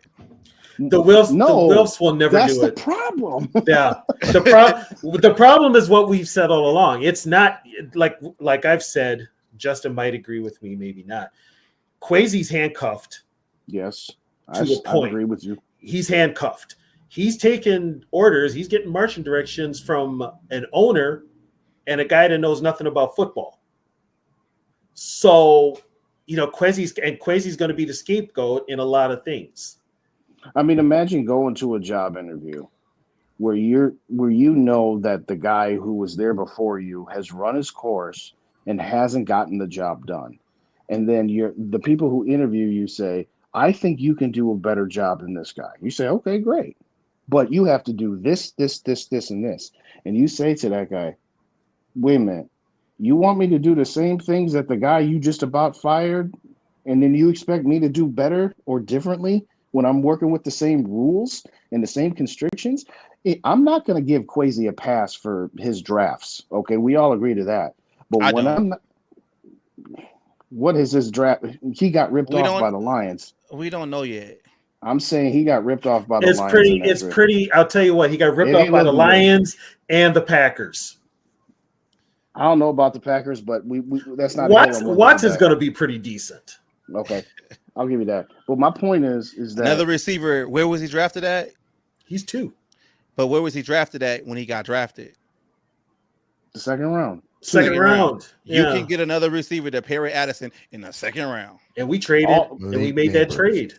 But what I'm saying is that a lot of people are like I've said this too. I put the different bins. I have different bins of the general manager job. There's the draft. There's the draft day trades. There's the free agent signings. There's the extensions of your existing players. The free agency stuff and the draft and the contract stuff, you can't blame Kwesi for that. You can't be upset that Kwesi is playing hardball with Danielle Hunter or playing hardball with TJ Hawkinson when we just got done yelling at Rick Spielman for years saying, oh, you just giving money away to everybody. You re-signing Dalvin Cook. You re-signing Anthony Barr. You re-signing Eric Hendricks. Everson. All these guys. So now that Kwesi is not doing with TJ Hawkinson what Rick Spielman did with all those players, you're like, why is Kwesi pinching pennies here and there and everywhere? I'm like, because he doesn't have anything to work with. He has nothing to work with at all. That's the problem. He has nothing. You're trying to tell the guy, clean up this mess. Don't make the mess any worse. And when he doesn't make the mess any worse, you're saying, well, the last guy found a way to keep players. Like, I'm looking forward to my next live with Rap because he's just like, I'm sick of this penny pinching, and Rick Spielman at least kept our good players. And what did that get us? I heard that. I did hear that. My brother, what did that get us? It's gotten us 5 years and 2 playoff appearances and 1 playoff victory. You guys, I was listening to SK earlier, and he's just like, we don't appreciate Kirk Cousins because, you know, we got to think back to Christian Ponder and Tavares Jackson. Christian Ponder and Tavares Jackson have just as many combined playoff appearances as Kirk Cousins does. Hey, the thing with that with Justin, and I ain't gonna try to throw y'all ages out there like that. No, it's fine. That's fine. I don't care. I own my age. Y'all older than us, like y'all OGs in the game. Y'all done seen more football than we can even think of, right? So y'all already know what the situation is. Y'all already tired. Y'all want a damn Super Bowl now. With us, like I've been a Viking fan since '98, basically, when I really started liking football. So I can't talk about anything, you know, before that. Y'all can. So y'all already have the angst, and y'all be like, hell no, this ain't happening. That's where that comes from. And see, with me, I think I'm the only one here who saw the team in their glory years. Yogi, did you see him in the Super Bowl? How old are you, Yogi? 47. But all right, so I became a Vikings fan in 2001. I was about to say, yeah, when Willie got drafted. You know, but I saw the guys that set the standard for Vikings football, right? For what this team is. So looking at you did, but you actually saw some decent players. I was born in '79, so the '87 run was about where I like. Really and that was kind of a run. I mean, Jerry Burns was a coach, so that's kind of a run off of Bud. But since Denny, we've had. It's been kind of like, I mean, this whole this current generation. I feel bad for them because they really have nothing to grade the team on. That's us. That's you guys. That's us. That's what I'm saying. Like that's us. Like that's why we think Kirk Cousins is the best quarterback, because that's the best quarterback that the best quarterback you've ever seen as a Viking is Kirk Cousins. That's what I'm saying. I would argue Dante, but it's 6-1. Yeah, I would say Dante. I would say Dante. Whereas I can say Tarkenton. Right. You know, the best guys you've seen on defense were the Williams Wall. Where I can say I saw the Purple People Eaters, Chris Dolman. Yeah, exactly.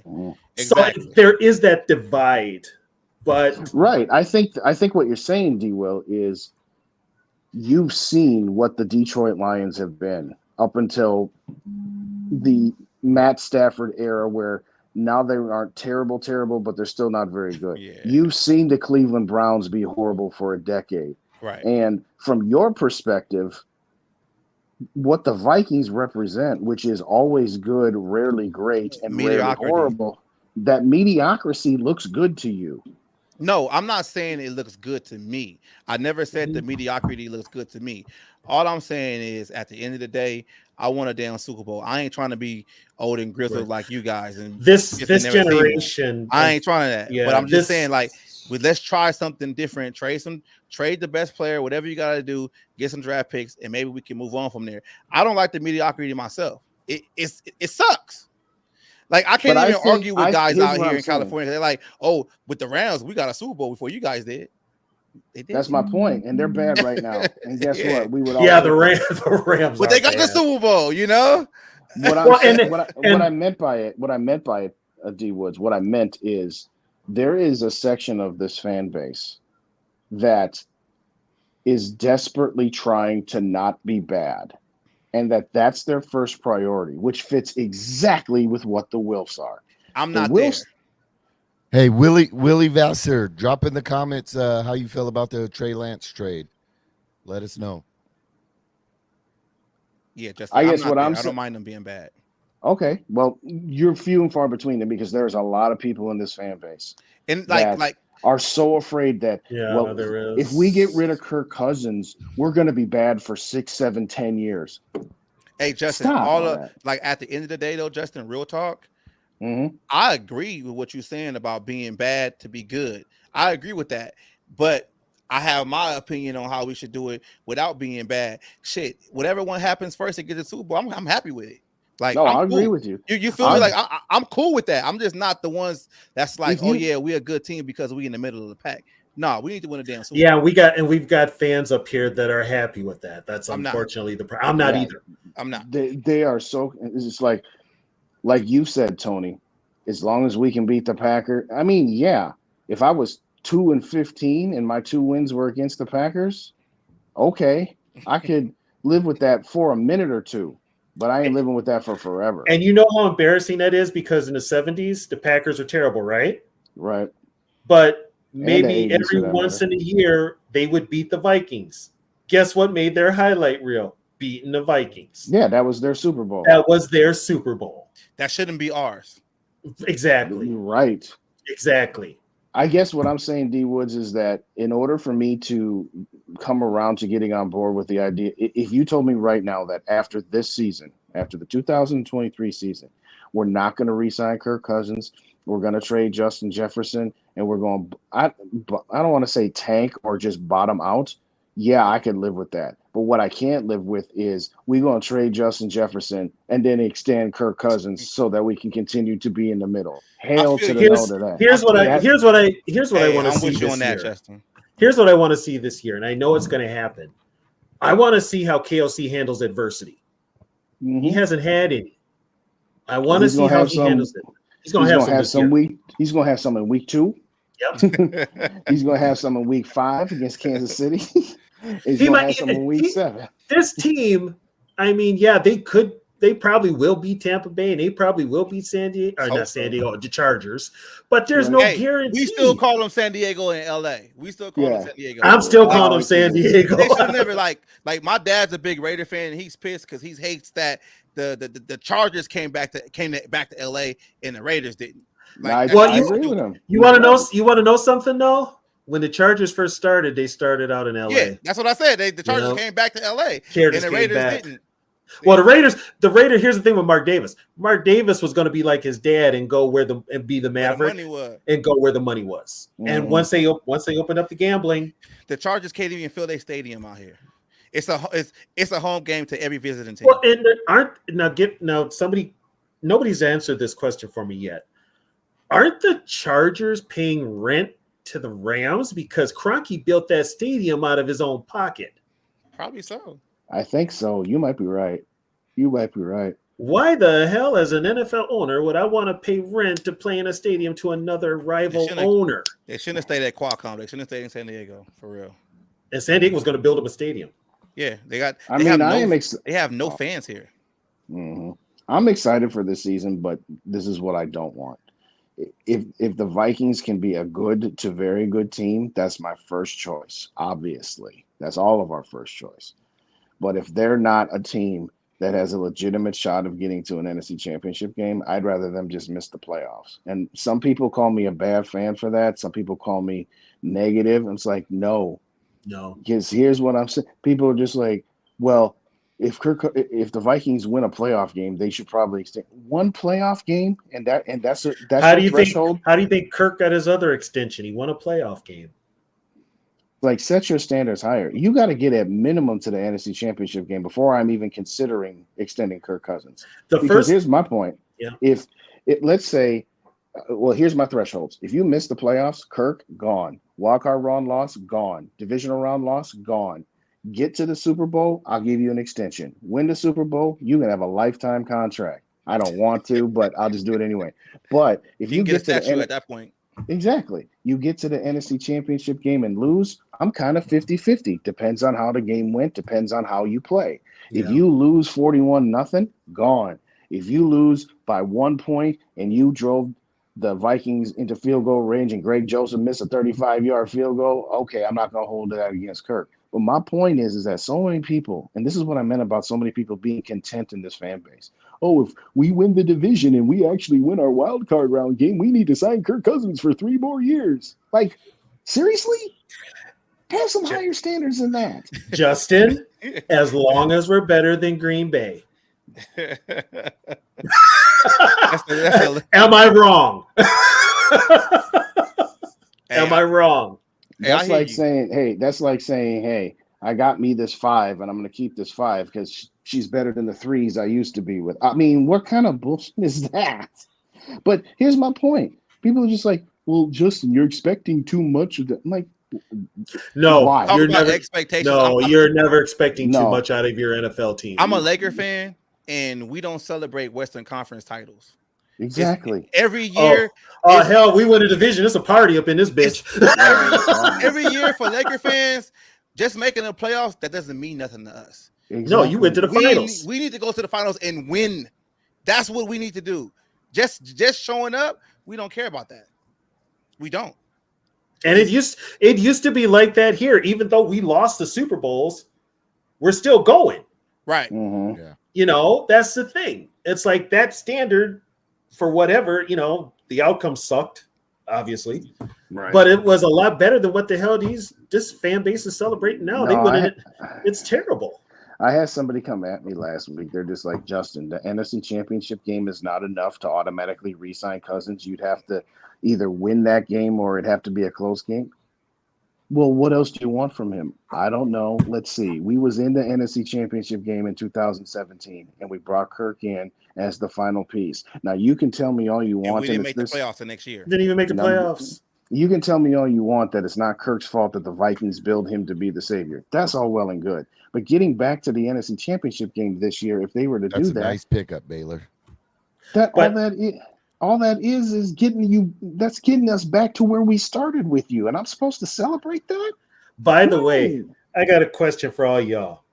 Yeah. What's the one thing you're not hearing out of Washington fans? We miss Kirk Cousins. Yep. And the Kirk Cousins stands will keep pointing out to you, look at all the quarterbacks that Washington's had since Kirk Cousins. Yeah, and guess they're not complaining either. And guess what? If they had kept Kirk Cousins, they'd have the same number of playoff appearances that they had in the 4 years without Kirk Cousins. Maybe one. Yeah, that's the whole thing. So, Justin, how do we get the fan base to start understanding this shit a little bit better? Honestly, you know what's funny though? Even if we were to lose, Minnesota ain't got nothing else going on because the Wild always lose, the Twins always lose, the Timberwolves always lose. Used to be the Twins couldn't beat the Yankees. Now they can't beat the Astros in the playoffs. Yeah, but the Astros cheated anyway. And the Wild, they get in that first round and they blow it, and the Wolves ain't even in consideration. Yeah, well, y'all had the whole point. Y'all had the links, right? Show up. Y'all had the links, right? Back in the day, the Lynx are the only ones that have won championships. Not since 91.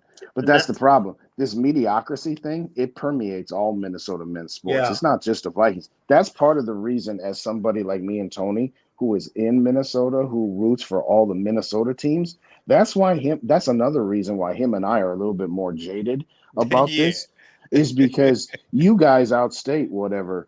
You know, you have the Lakers. Fans. You got the Lakers.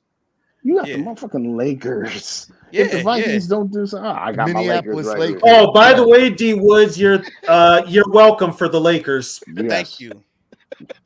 Thank you. I appreciate it. So that's part of my other reason why it's just like, if they don't go on a serious run, I'd rather them just be terrible, because maybe that will finally get the Wilfs to say we got to go in a different direction. Because I tell you right now, if they won a wild card game, better than 50-50, that the Wilfs would say, oh, we made progress off last year, so we got to sign Kirk again. This is what I wanted to ask you, Justin, and you too, Yogi. You guys know people that have connections.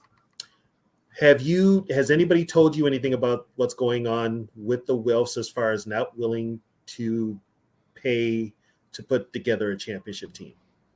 Here's the problem with that. They're willing to spend the money. They're spending it in the wrong places. That's the thing. I don't want to come across as somebody who says the Wilfs won't spend money, like the Pohlads, for example. That's not true at all. The Wilfs do spend money, but what they spend it on is they're spending it in the wrong places. They're spending it on. They spent it on defense during the Mike Zimmer era, because Mike Zimmer, when he first got here, Well, he's one of Bill Parcells' guys, and the Wilfs love Bill Parcells because they were Giants. They were season ticket holders for the Giants. And so when Mike Zimmer says to him, we need to get all these defensive players, okay, here you go. Whatever you want, Mike, you're one of Bill's guys, and we love talking and yucking it up with Bill. The problem with the Wilfs is they said, all right, we're going to get Cousins in here, and we're going to get stability at the quarterback position. And their mistake as an organization was thinking that defense off of 2017 was going to be able to be maintained for 2, 3, 4 more years. And they had already got old and broke down. See, their window was 2015 to 2019. They thought their window was going to be 2018 to 2021. Yeah. That's so.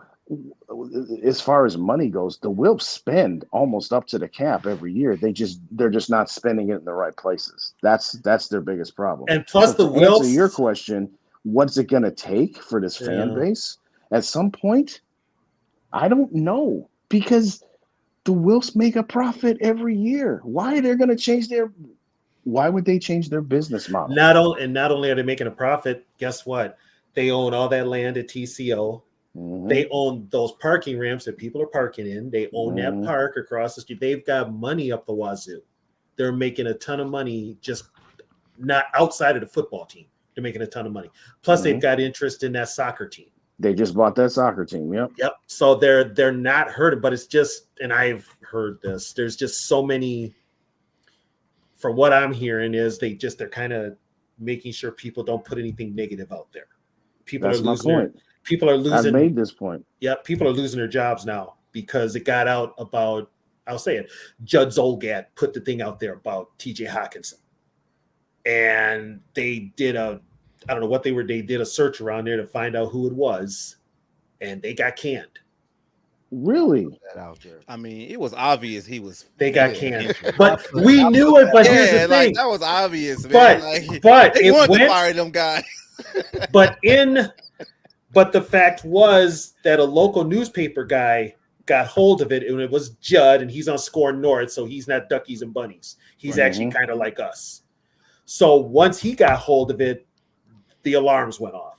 It wasn't like it was Paul Allen or Ron Johnson or any of those guys. It was oh gosh. Yeah, but aren't those guys paid by the Vikings like Paul Allen anyway? They're paid. Oh, Paul Allen's the biggest stooge. Yeah, so they're not going to say anything bad about the Vikings because that's where they get their paycheck. No, like I said before, I told you guys before, he got into a shouting match. He got in an on-air argument with Mike Florio over Cousins. It was like I said, it was the biggest problem with the Wilfs isn't that they don't spend money. It's they are more concerned about not being bad than they. Of course, they want to win a Super Bowl. Of course, they do. But that's not their number one priority. That's their number two priority. D Woods took off the hat. He's ready to go. You know, he's got that heat coming down. He's ready. He's about to spit some. He's about to spit that fire. Hey, Yogi. What up, Big Zoe? I get out of here, man. I'm gonna get on you tomorrow at 3:50, right? Don't be auto picking those. Yeah, 3:50 your time, 2:50 my time. Yep. Yeah. You're gonna get that ass. That's the first draft, right? Yeah, that's the first draft. I'm staying out of it. I ain't got no time for no fantasy drafts. I had somebody text me today. Are you gonna be available? I'm like, available for what? I told you 2 years ago I was done with it. Like, I don't usually do it either, but Yogi talked me into it. This is what this guy tells me. This is what my guy tells me. He's just like, well, you played last year. I'm like, no, I didn't. I told you 2 years ago. That was my last year.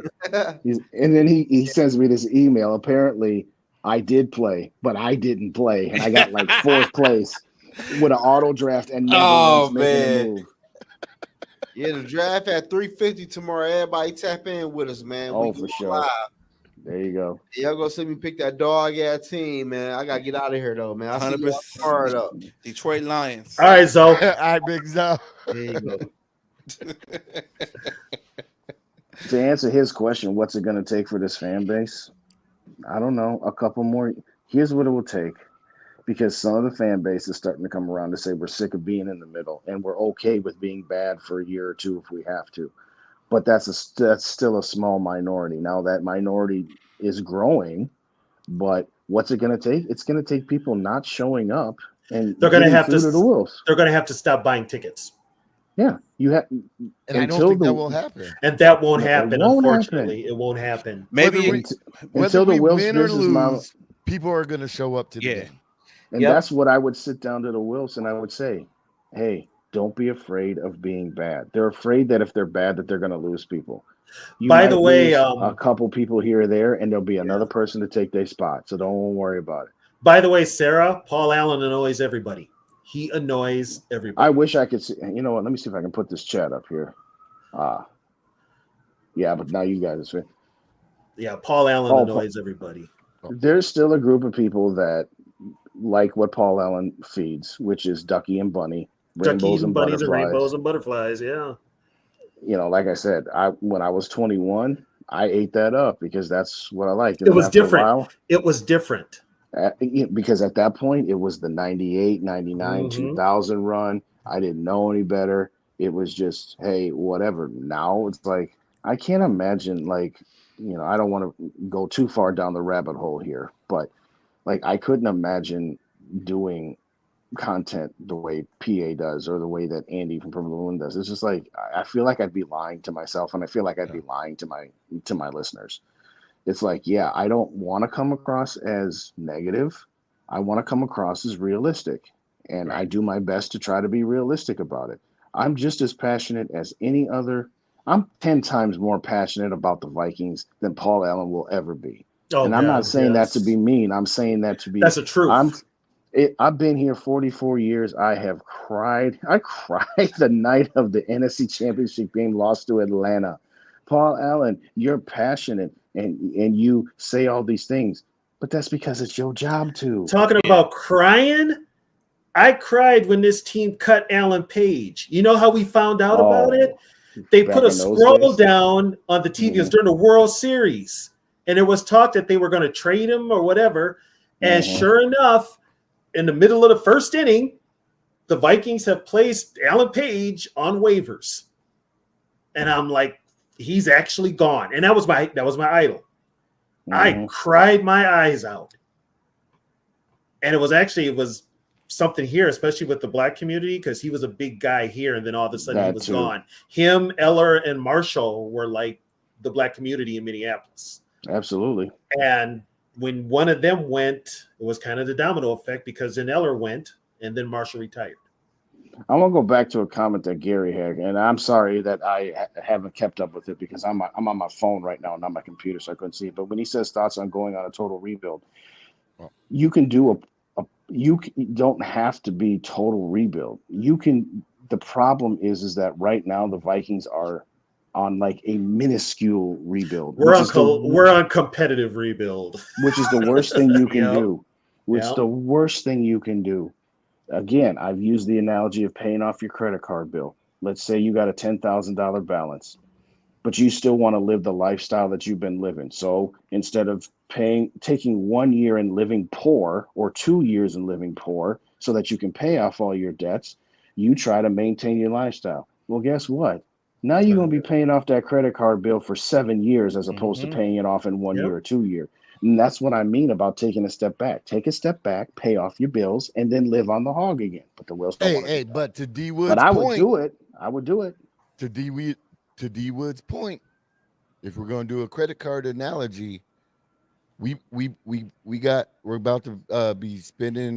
about to max out our credit card with Justin Jefferson to where we might have to go, hey, I really want this shiny Mercedes, but I can't afford it right now. Well, I guess the only thing let me give it back to the dealership, which is the only thing to D-Will's point. And they're going to give me my credit back, and I'm going to have to build up with that credit to get my team where it needs to be. And see, there's a lot of ifs all around. Period. And the only if I'm going to say is if I'm going to tear it down to the studs, I'm going to get rid of anybody that is not named Darisaw, O'Neal, and Justin Jefferson. And at that point, if I've gotten rid of everybody else that's expensive or older, and I still at that point want to trade JJ, okay, I'll consider at that point. But I'm not starting with Justin Jefferson. I'm ending with Justin Jefferson, if that makes sense. Like It makes sense. Yeah. to me, it's like all this conversation about how we can get a franchise quarterback has always started with Justin. And I get it because he is the most valuable asset. He can get the most in return. But what I'm saying is, no. You got to tell me Kirk out the door first. And then you got to tell me Daniil Hunter out the door so that we're not paying him and all these other guys. Here's my That's thing what I'm too. saying. This is my thing too, and this has been said way too much. People throw around that whole franchise quarterback thing like it's you need it. Like you just got to draft a franchise quarterback. Half the quarterbacks don't work. Every now and then you find one that works. If you can find, like I said before, if you can find a quarterback that works in your game plan, like Stafford did with the Rams, right? You know, you don't have to spend maybe a lot of draft capital or whatever. See, you know, that brings up another good point. Here's what I'll say. If people want to say, why you want to get rid of Kirk Cousins? He's a top 10 quarterback. You can't just find a top 10 quarterback. I said a top 10 quarterback in and of itself isn't the end-all, be-all. If you have to pay market value to get top 10 production, you're behind. What the point of trying to go younger, like let's just say for the sake of conversation that you went with Jaren Hall next year and he was a top 15 quarterback. Okay, a top 10 quarterback making $45 million or a top 15 quarterback making $1 million. I'm taking the one making $1 million straight up. Exactly. But some people get so hung up. Some people get so hung up on, well, Kirk is top 10 and you're not going to replace him with something better. Therefore, the best option is to keep him. No, what I've noticed, it's not. What I've noticed too, Justin and Tony and Yogi, some of these fans, they don't know how to separate fantasy from regular football. Yeah. And many of them don't really know football. They don't. And it's like just because Kirk Cousins is getting you some fantasy numbers or whatever, they actually think like, oh my God, he's the best quarterback because he's helping you win your fantasy league. But he ain't really equating in real football. And here's the thing, and you already had a sample size of what Kirk was his first year with this team. You knew. You saw it. If you don't remember, look at the Seattle tape. Look at the Bears game. There's a couple of others where, you know, when you got a player mic'd and he's calling out the opponent talking about he's scared, that ain't your court. That's no. I'm sorry. so Justin, would you rather the approach if Kwesi would have came in here and, you know, got a draft pick for Harrison Smith, got a draft pick for Daniil Hunter, got a draft pick for Adam Thielen? That would have then combined all those draft picks and let Kirk Cousins walk last year, whatever, and then traded up and identified a quarterback, whatever you wanted to do, and then you would have been able not kicking this can down the road with so much money with all these void years that we still have to pay. And 100%. Okay. I'll put it to you this way. When we signed Kirk Cousins, I endorsed the move. I said, you know what? I did too. The first time, not the re-sign, not the extension. The first time. When after that first season, when they went 8-7-1 and Kirk's in front of the podium, oh gosh, yeah. Well, we did some good things this year, motherfucker. We just came off an NFC Championship game, and now you made us miss the playoffs. What the fuck good things did we do? None. And then we were supposed to go to the Super Bowl that year. Yep, that's my feelings exactly. But the thing about the Kirk Cousins signing, I agree with it because I felt like, yeah, maybe we are one quarterback away, but after the 3 years, they should have never gave him that extension. Here's the deal. I got one, Tony. Hold on. Okay, go ahead. Go ahead. So then the next year, when they walked off the field against San Francisco in the divisional round, which was Diggs' last game, because we traded Diggs right after that. I said right then and there, this group has gone as far as it can go. They should trade. They sold us on Kirk, and they gave him a bucket load of money, but they sold us on if after it's only 3 years, so we have an out, and then they didn't take the out. I didn't mind the signing. It was the extension, the first extension, and then and you can ask Mike Castellino this because that's who I started doing podcasts with before I started doing my own thing. at the end of the Zimmer era that year, so that would have been the end of 2021.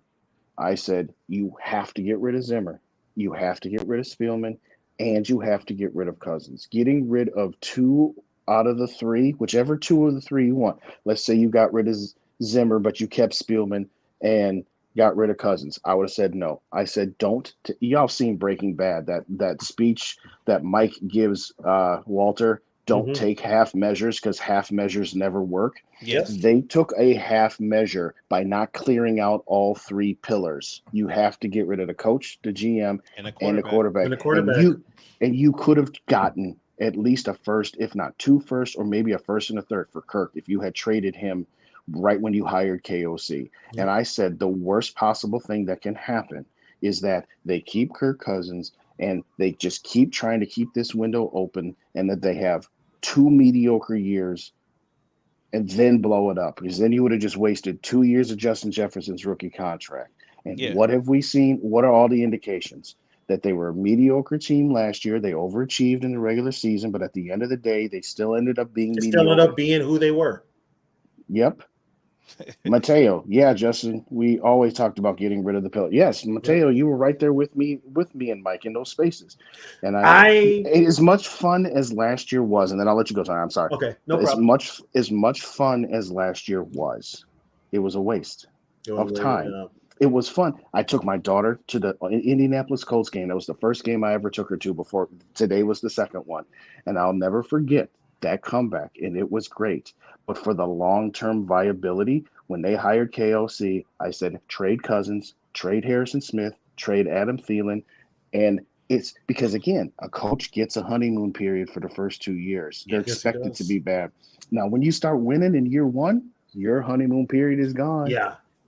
Anyway, his honeymoon's done. No, I agree, Gary. I agree. I am well aware that the reason they didn't make those moves is because the Wills forced it. Absolutely. Go ahead, Tony. I'm sorry, Tony. You go. But I was going to say I was okay with the Cousins signing. Yeah. Not the guaranteed money. That I didn't even mind that because I didn't mind. It was only 3 years. Because it was only 3 years and they had an out. Yeah, that's how I felt about it. San Francisco would have taken him after 2019 when Garoppolo failed to win the Super Bowl against Mahomes. They would have given up a first at minimum. Yeah. They would have. Yep. Shanahan still wants him, I think. And you want to know what's funny about it? We extended Kirk Cousins because he got us a playoff win. What did we do in 2020? 7-9. 2021, 8-9. Went right back to the middle of the road. Went right back to it. I'm sorry, people, if you think I'm negative. Hey, I'm sorry. You know what, Justin? I agree with you. I agree with both of you guys on the situation. It's just, hey, when are they going to pull the trigger on something? Well, and see, like when their mindset changes. Yeah, with me and Justin, as a fan, you have to say enough's enough. Mm-hmm. Yeah, as my dad used to say, either shit or get off the pot. Right. And we've been in this Minnesota mediocre for so long. It's now Minnesota. That's just Minnesota. Mm-hmm. And nobody's willing to break it. Not even the Vikings. But the Vikings have set the standard. Yeah. So they've got to do something just to. You got to prove to me that you are all in on a championship, and you're not doing that, especially when you don't upgrade that offensive line. And you want to keep the same immobile quarterback because he puts up good yardage numbers and puts butts in the seats. He sells jerseys. He's on commercials and TV shows. This is who you want to roll with, but then you don't give him the ad to protect him, so he'll probably end up on a stretcher. And that's the thing though with Kirk though, like he's been so durable his whole career. It's only a matter of time before he get. And you know what though? At his age, you hit a wall at any time. Yeah, exactly. Mm-hmm. It's only a matter of time to when you can't recover like you used to. But maybe that might be a silver lining because then we lose. That's what I'm saying. Unless you heard me say that. Okay, well, I was gonna say, unless all of a sudden what we saw today in Hall actually works with the first team. We'll never know because he had backups. Right. You never know that there could be. The guy could be But if that happens, though, You know? Tony, if Kirk Cousins goes down and Jaron Hall keeps the team afloat and it's a still 8-win team, there's no need for Kirk Cousins anymore at that point. Exactly. There's no need for Kirk Cousins. There's no need for Kirk Cousins. Yeah, Like exactly. Justin said, there's no need for Kirk Cousins regardless. And it goes back to what Justin was saying too. Like you're gonna Jordan Howard's only making like what a million or so, and he's not even that, right? And he's giving us what Kirk Cousins the same amount of wins. You have to let him go at that point. You know why? Or even just a couple less. Because Look who the 49ers got right now. If we were to play the 49ers, do you think the 49ers would win?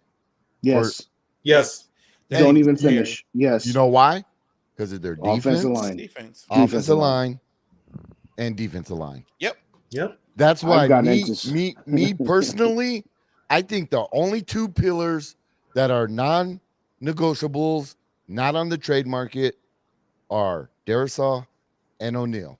Yep. Everybody, and I'm gonna reserve O'Neal until I see him play coming back. Well, yes. But it's the idea. It's the idea. Yeah, your pillars are your tackles.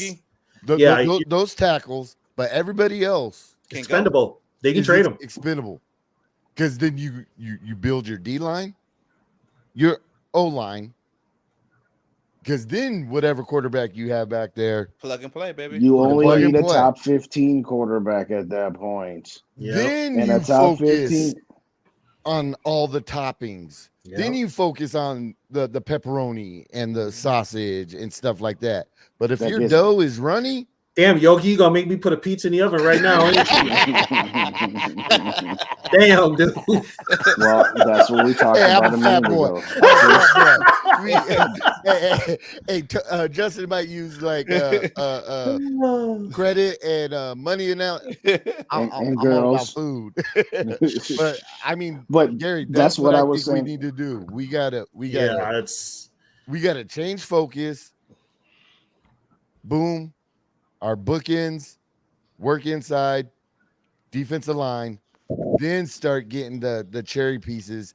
And what I would say for Kwesi, I'm okay with he's got to find that fine line of money balling, but spending money. Yes, he's got to spend it in the right spots. He's got to spend it in the right spots. Spend it in the right spots. He's got to find the free agents, but not sign them to big deals. But if a Jalen Ramsey, just an example, you find a player like him, 1 to 2 year deal, and keeping those windows short to where, hey, let's make something happen. Boom, boom, boom, boom. Then in the draft, you just BPA. Well, here's the thing now. It's Kwesi. Here's the deal. Kwesi and KOC are now on the clock. They only got 2 years left. Yeah. They only signed 4-year deals. Yeah. Well, 2 after this year. Okay. Yeah. 4 altogether. You know, and if they tank this year, holy crap. And that's my point. They can't even tank this year if they wanted to. Because they got to build on the year they had last year. Mm-hmm. Exactly. They put the worst thing that KOC could have did was win 13 games. That's what you said, Jake Justin. The honeymoon period. They don't have one. Killed your honeymoon period. You know, y'all remember the movie White Men Can't Jump? Yeah. You remember what was Rosie Perez's character? Gloria's telling Billy this. She says to him, sometimes when you win, you really lose, and sometimes when you lose, you really win, and sometimes when you win or lose, you tie, and sometimes when you tie, you really run or lose, right? And she's saying, like, yeah, sometimes you're winning, but sometimes in the long run, you're losing. Yeah. And sometimes you're losing, but in the long term, you're winning. And, you know, she's trying to say to him, yeah, you were winning all these games, but at the end of the day, Sidney was hustling you. He was playing the long game the whole time. The whole time. And Billy's like, I can't stand when you talk that way. I don't understand what you're saying. I'm never going to be upset for winning a playoff game. But let's call it for what it is. Winning that playoff game in New Orleans extended this circle for 2 more years, and we did nothing with it. I think they would have did it anyway. No, if they had lost that New Orleans game, Zimmer was fired, and Stefanski would have been the head coach. That is a fact. Yeah, that's true. They love Stefanski. They were in love with Stefanski. And what pissed me off, because I was happy that they won the playoff game. I really was. But when they come out that next Monday and say we've extended Mike Zimmer, I'm like, you dumbasses. I wasn't proud of that either. Has a coach ever been fired after winning the playoff game, or like going to the playoff and winning Bum Phillips. Last year we knocked on the door. Yeah. Yeah, this year we're last year. No, last year we knocked. Last year we got to. 2 years ago we got to the door. Last year we knocked on the door, and this year we're gonna kick the son of a bitch in. Yeah. And then he went to Oakland, lost to the Raiders, and got fired. Off with your head. Yeah. Off with your head. Well, but no, all right, guys, I'm about to check out on y'all, man. All right, so am I. Hey, D Woods. Hey, it's much appreciated getting on here with y'all, man. Always, it's fun, man. All right. I was a huge fan of the Wilson. Hey, Yogi, order me a pizza, man. Yogi, run to the concession stand and get me something to eat, man. Yeah, you go bring. This dude had guys buying him food and beer at the game. I was like, dang. I know. I missed you guys today. I know. I was actually, because my dad was just like, so, does Yogi appear? And I was like, Yogi and I have done a show together, but he's got his own channel and he does stuff on Purple and Skull. So I actually played the episode from 2 weeks ago after the Seattle game for him on the ride home. He's just like, this show's totally different than what you do. I'm like, oh yeah, this is Brothers at the Barbershop. Yeah, this is podcast. Yeah, exactly. He's like, how often do you go on with them? I'm just like, well, I never say I'm going to go on. I just show up, Yeah, I see the guys have been chatting at the barbershop for 2 hours. I say, all right, let me get my hair done real quick.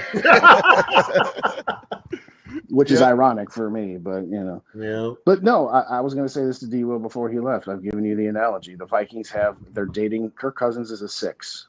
He's a solid 6 kind of gal, okay? And the Vikings at the quarterback position in the Wilf era, other than the 1 year with Favre, which was dating an old 8, not a young 8.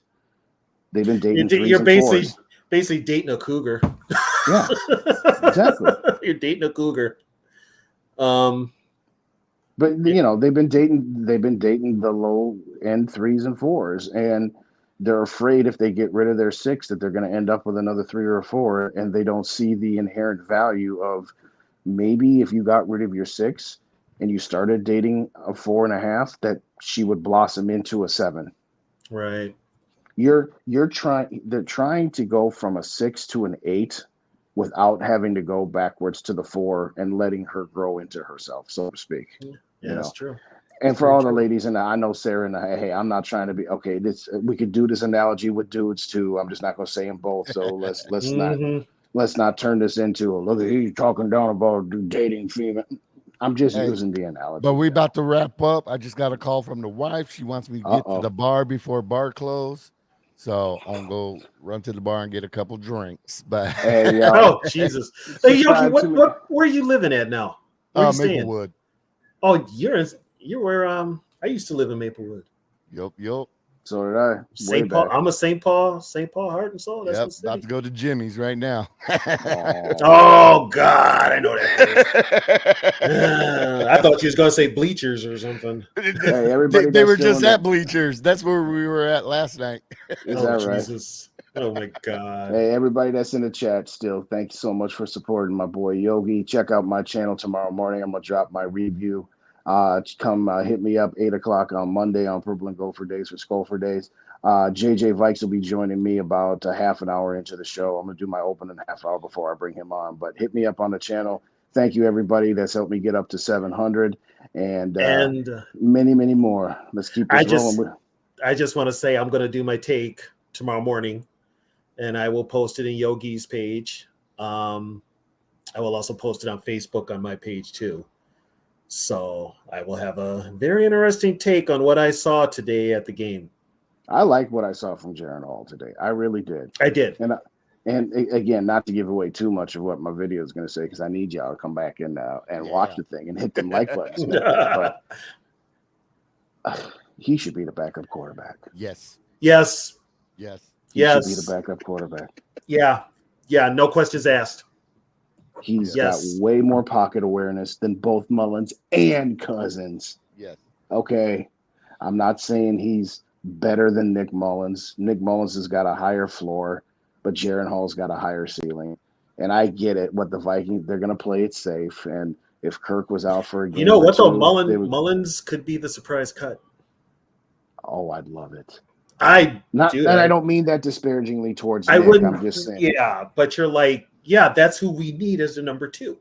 And I agree with you, Mateo. It was good to see Jay Ward make some plays today. It was absolutely good to see Jay. You know, there was another guy out there kind of making plays too. Was Andre Carter?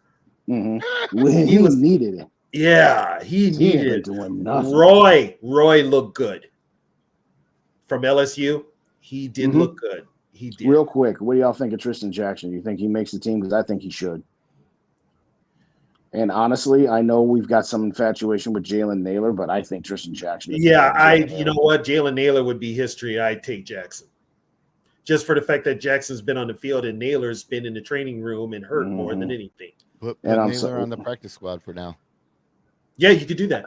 Yeah, nobody's going to pick up Naylor. Thank you, too, Eva. Yes, Jared Mahomes Hall. I love it. I loved it from the second he said it. I mean, again, he's raw, but even though he was past the line of scrimmage, that last throw he had, dude, like, okay. And you know what? It looked like KOC took the reins off and let him be him. I'm not saying that. Other people were calling the plays. Wasn't Phillips calling the plays today? Yep. That's what you guys said earlier. I'll say this. I'm not saying that he would do as well in the full KOC offense as Cousins right now, but there's things that he can do that Kirk can't do, which is, you know what? He's not going to be as accurate, and he's not going to throw that ball to JJ in Buffalo. Okay, we all know that, but he's also not going to be stuck. He's not going to be stuck in a pocket, and he's not going to be taking sacks. He took 6 sacks today, but did you see that one where the guard didn't even block the defense? Dude, he just watched him go by. I mean, he literally didn't even touch it. I'm like, oh my God. And then the one where the guy came off the edge, my God, the tackle. I'm like, why did you just made it look like you were blocking him? It was just, I felt, it's like, if he's behind a Darasol or an O'Neal, he's much better.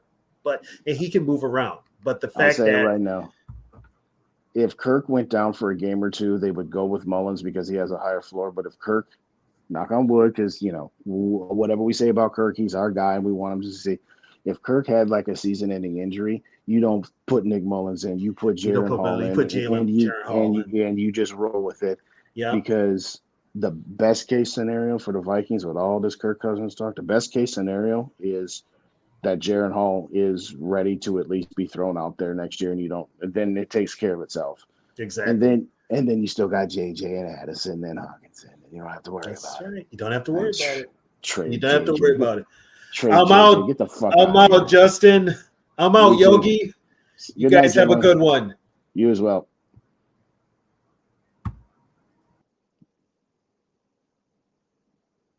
Yogi, you gonna have to hit the button. I don't have control.